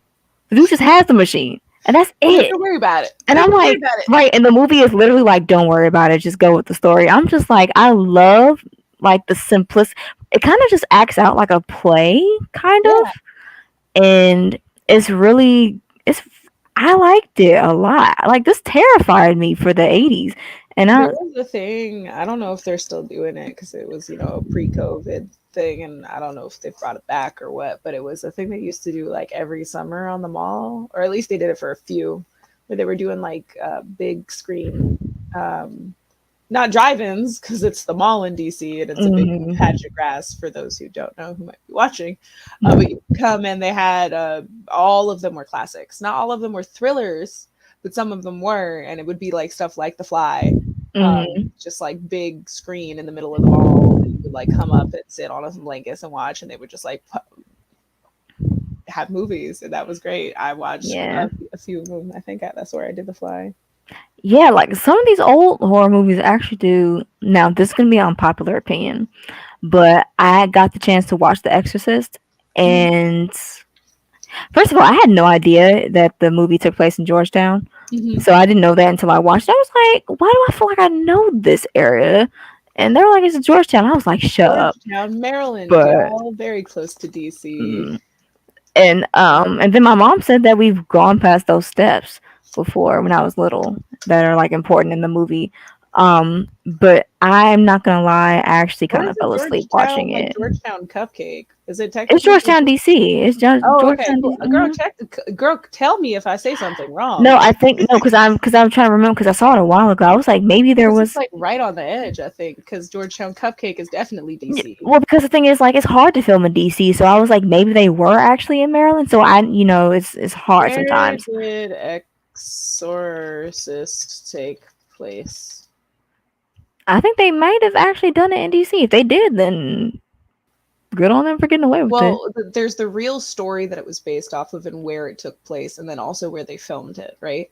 Um, Hmm. Oh, so was that supposed to be based on a true story, The Exorcist, yeah, or based on a true, like The Conjuring or something? yeah, I'm pretty sure it's like that. Mm. I don't. So yeah, The Exorcist was filmed in locations around the U.S. and Iraq. What? Interesting. I didn't know there was anything in Iraq, but yeah, DC. Principal photography was in DC. Oh, okay. It's almost exclusively in Washington D.C. It took place a property located at 3600 Prospect Street in the historic neighborhood of Georgetown, is specifically where they did it. Um, No. Okay. I the mean, because you wouldn't be able to do that today. They had some time in New York City, and Burbank, California, and the opening sequence was filmed in an excavation site near an Iraqi city of Mosul, the Iraqi city of Mosul. Oh, I don't remember the movie at all, and that's the sad part. Like, it kind of just. I'm not gonna lie, low key, I fell asleep while I was watching it. It wasn't very. I mean, I can see how it would have been iconic, but I've seen better old movies than that. Yeah. Unpopular opinion. Sorry. No, you're good. I mean, Where did it it's supposed to be like a really top iconic movie, but I'm like back then I don't think I would have. I mean, now The I'm really Maryland not. boy. It was also took place in. I got it. So it was filmed in D.C. The story took place in Maryland. It was based off a Okay. months-long real exorcism by Jesuit priests of a 14-year-old Maryland boy who priests assigned the pseudonym Roland Doe in 1949. Um, so they reported that, and it's like this big story of a Jesuit priest, and I think they like burned down the house that it took place in. I remember hearing that as a kid, and now it's like a Mhm. playground, Oh, okay. which is Yeah, because I interesting. hated I hated how the character died in the end. I was like, you did not have to do that. Yeah, I overall I was like, yeah, no, I don't Oh, think I've this heard the is. Maryland story, but this is a more recent article that says it's based off of a St. Louis exorcism. Oh, Oh, oh, okay. Sorry. This is a article from STL Today. So it's a news thing. It was published this year, or last year. My bad. April 18th, 2022. I saw the 2020 thing, and I was like, oh, recent. Um, and I'm gonna read the first little bit.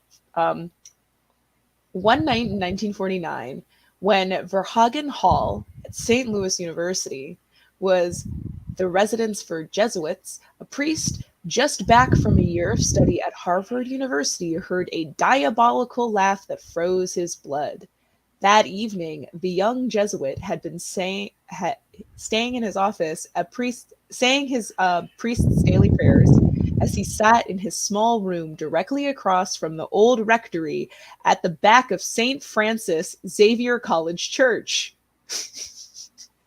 He okay. was not 20 feet away Oh my God, where'd it go? I clicked back to see your face. From a rear window in the rectory, when he recalled, the old priest's house, which had been razed and replaced with a newer building, was nestled between the creaky wooden brick splendor of Dubourg Hall and its nearby 19th century cousin, Verhagen, now home to the university's Theological Studies Department. I heard this wild, idiotic, diabolical laughter, said Reverend Lucius F. Cervantes, whose late brother, Alfonso Juan, was the mayor of St. Louis. Okay, that's a weird thing to Right? okay. They're saying this. It was I hadn't heard a thing about the exorcism at the time, so I tried to find out what it was about. I looked toward the window and where the light was coming from and saw nothing. What he heard was a 14-year-old boy from Mount Rainier, Maryland, a Washington suburb who many believe was possessed or obsessed by demons. What do you mean obsessed by demons? I've never heard that phrasing before. They must have been possessed. Well, it says possessed or obsessed. Like intentionally is or as a different option. So weird. Interesting diction. Okay. In these nocturnal episodes, the boy's behavior, mostly at night, he would supposedly become incredibly strong, his body distorting and transforming, his heels touching the back of his head, forming a loop, all reported by priests. And these, there was branding on the boy's skin. So they're talking about like what you see in the movie of The Exorcist. And then it became the novel Legion, which was made into the movie The Exorcist. Or they also have different versions of The Exorcist and The Heretic. But how did this get back into St. Louis? Oh, the Jesuit priest who did it went back to study at St. Louis University and was at there a lot of the time. So he was just kind of going crazy, I guess, towards the end of his life, and was hearing the screams of the Mount Rainier boy from me, like skimming the rest of this much longer article that I expected it to be. I did not realize there were such deep connections between the two. That's wild. Yeah, I mean, that seems to have more of a well, let me not throw shade because The Conjuring, like, it's been. I love the Conjuring's 1 and 2 are really good. I actually think 2 is even better than 1. Wasn't But the Conjuring story? the only Go. thing that's true about it really is that the main characters are playing real life demonologists. Ed and Lorraine Warren, they were like they were like a real couple who were asked to like go to the houses and see if there's ghosts and stuff. And I think the three move. I don't remember. I don't know if the third one is a real story they did. I don't remember. But the second one what takes place in England, and they did go to England because there was this famous story about this mother and her kids living in this house that was possessed, and they were asked to go over there and investigate and stuff. So, literally, the only thing that's true about it is that the characters were real life demonologists who went to go and do stuff. But all the horror and stuff, They were just like like, oh, gotta get big. yeah. I I mean, I like the movies. I was just like, stop saying this is based off a true story because I it's not. know. Kind of like the Because they're ghost. trying to make people be like, oh my god, this horror actually happened. I'm just like, no, they're just using people who actually existed, and that's it. Yeah. And like I don't know how to get through this one. I think that like people who are really into that scene and believe in exorcisms seem to think Mm. that the original story was pretty real. And Right, I and think the I'm a second one horror I'm better. fan, but like, it could, Yeah. it's just like I know where the Oh, realism for part of it sure. comes Yeah. in. Like It's people lie like, about this stuff all the time. I think yeah. it's good. The second one, I think was clear. So I like that reading better.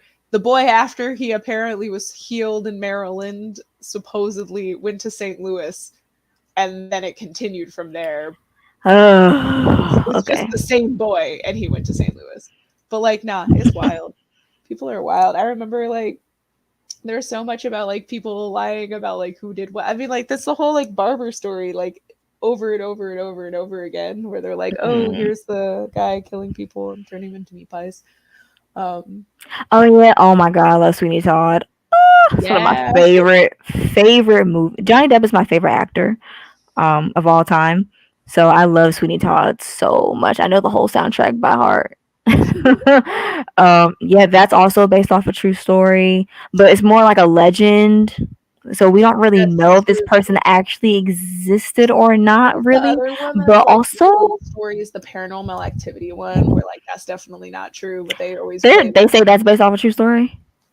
I think it was like the one that like started getting into people's heads that mockumentary was a thing, but they didn't do a Uh very good job.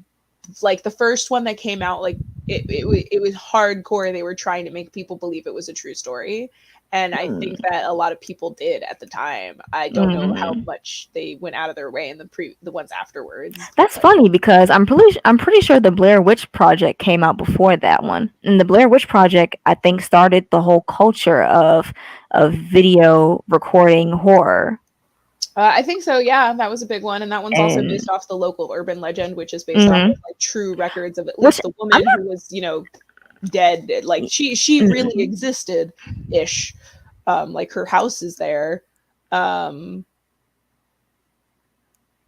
I believe the family that like lived in that like house actually lived in the house. So like there was mm, records of the woman being alive. I don't know about like her haunting them, right? mm.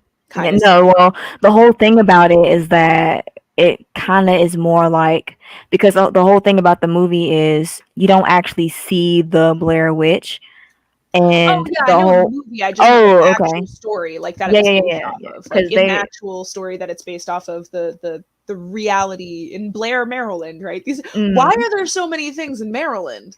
I had no idea when I saw the movie and I saw that it was based in Maryland. I was like, no way. I guess I we was like, gotta I look didn't even up. know that there was a whole ghost culture and stuff like that. Now that we're saying this, yeah, there was a thing I watched. I'm pretty sure Annapolis is considered the most haunted city in the United States. Like Really? Annapolis, Maryland. I'm like 90% sure. I But we know Annapolis has the grave of John Wilkes Booth because we in third grade we took a trip out there to his grave. I don't know why, but we went out there. And I don't know. I haven't been there in ages.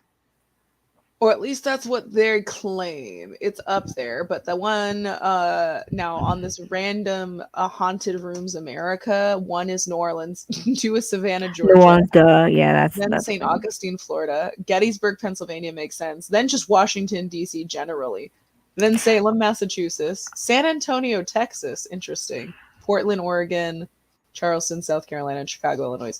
All right, maybe I'm Hmm. talking out mess, but like I thought Well, I mean this one. Salem for sure.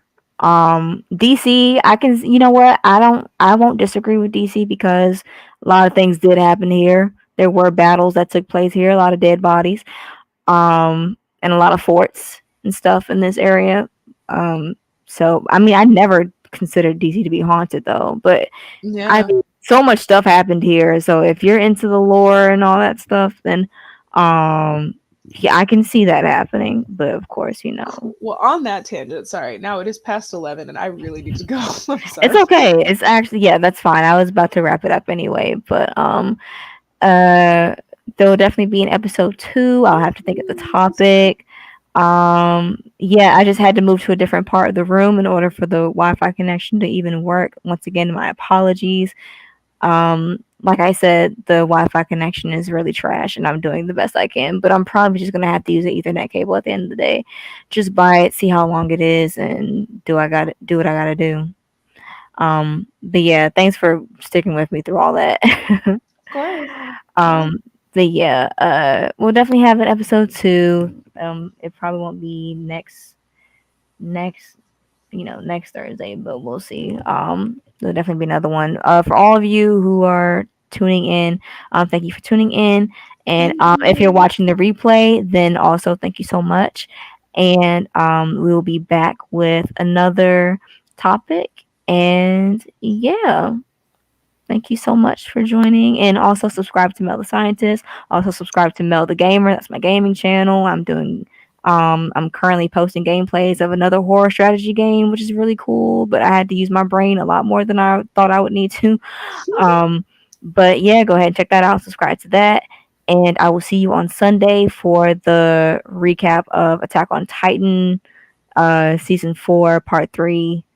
And yeah, thank you so much for watching and peace out. Thank you. All right. I'm in the broadcast.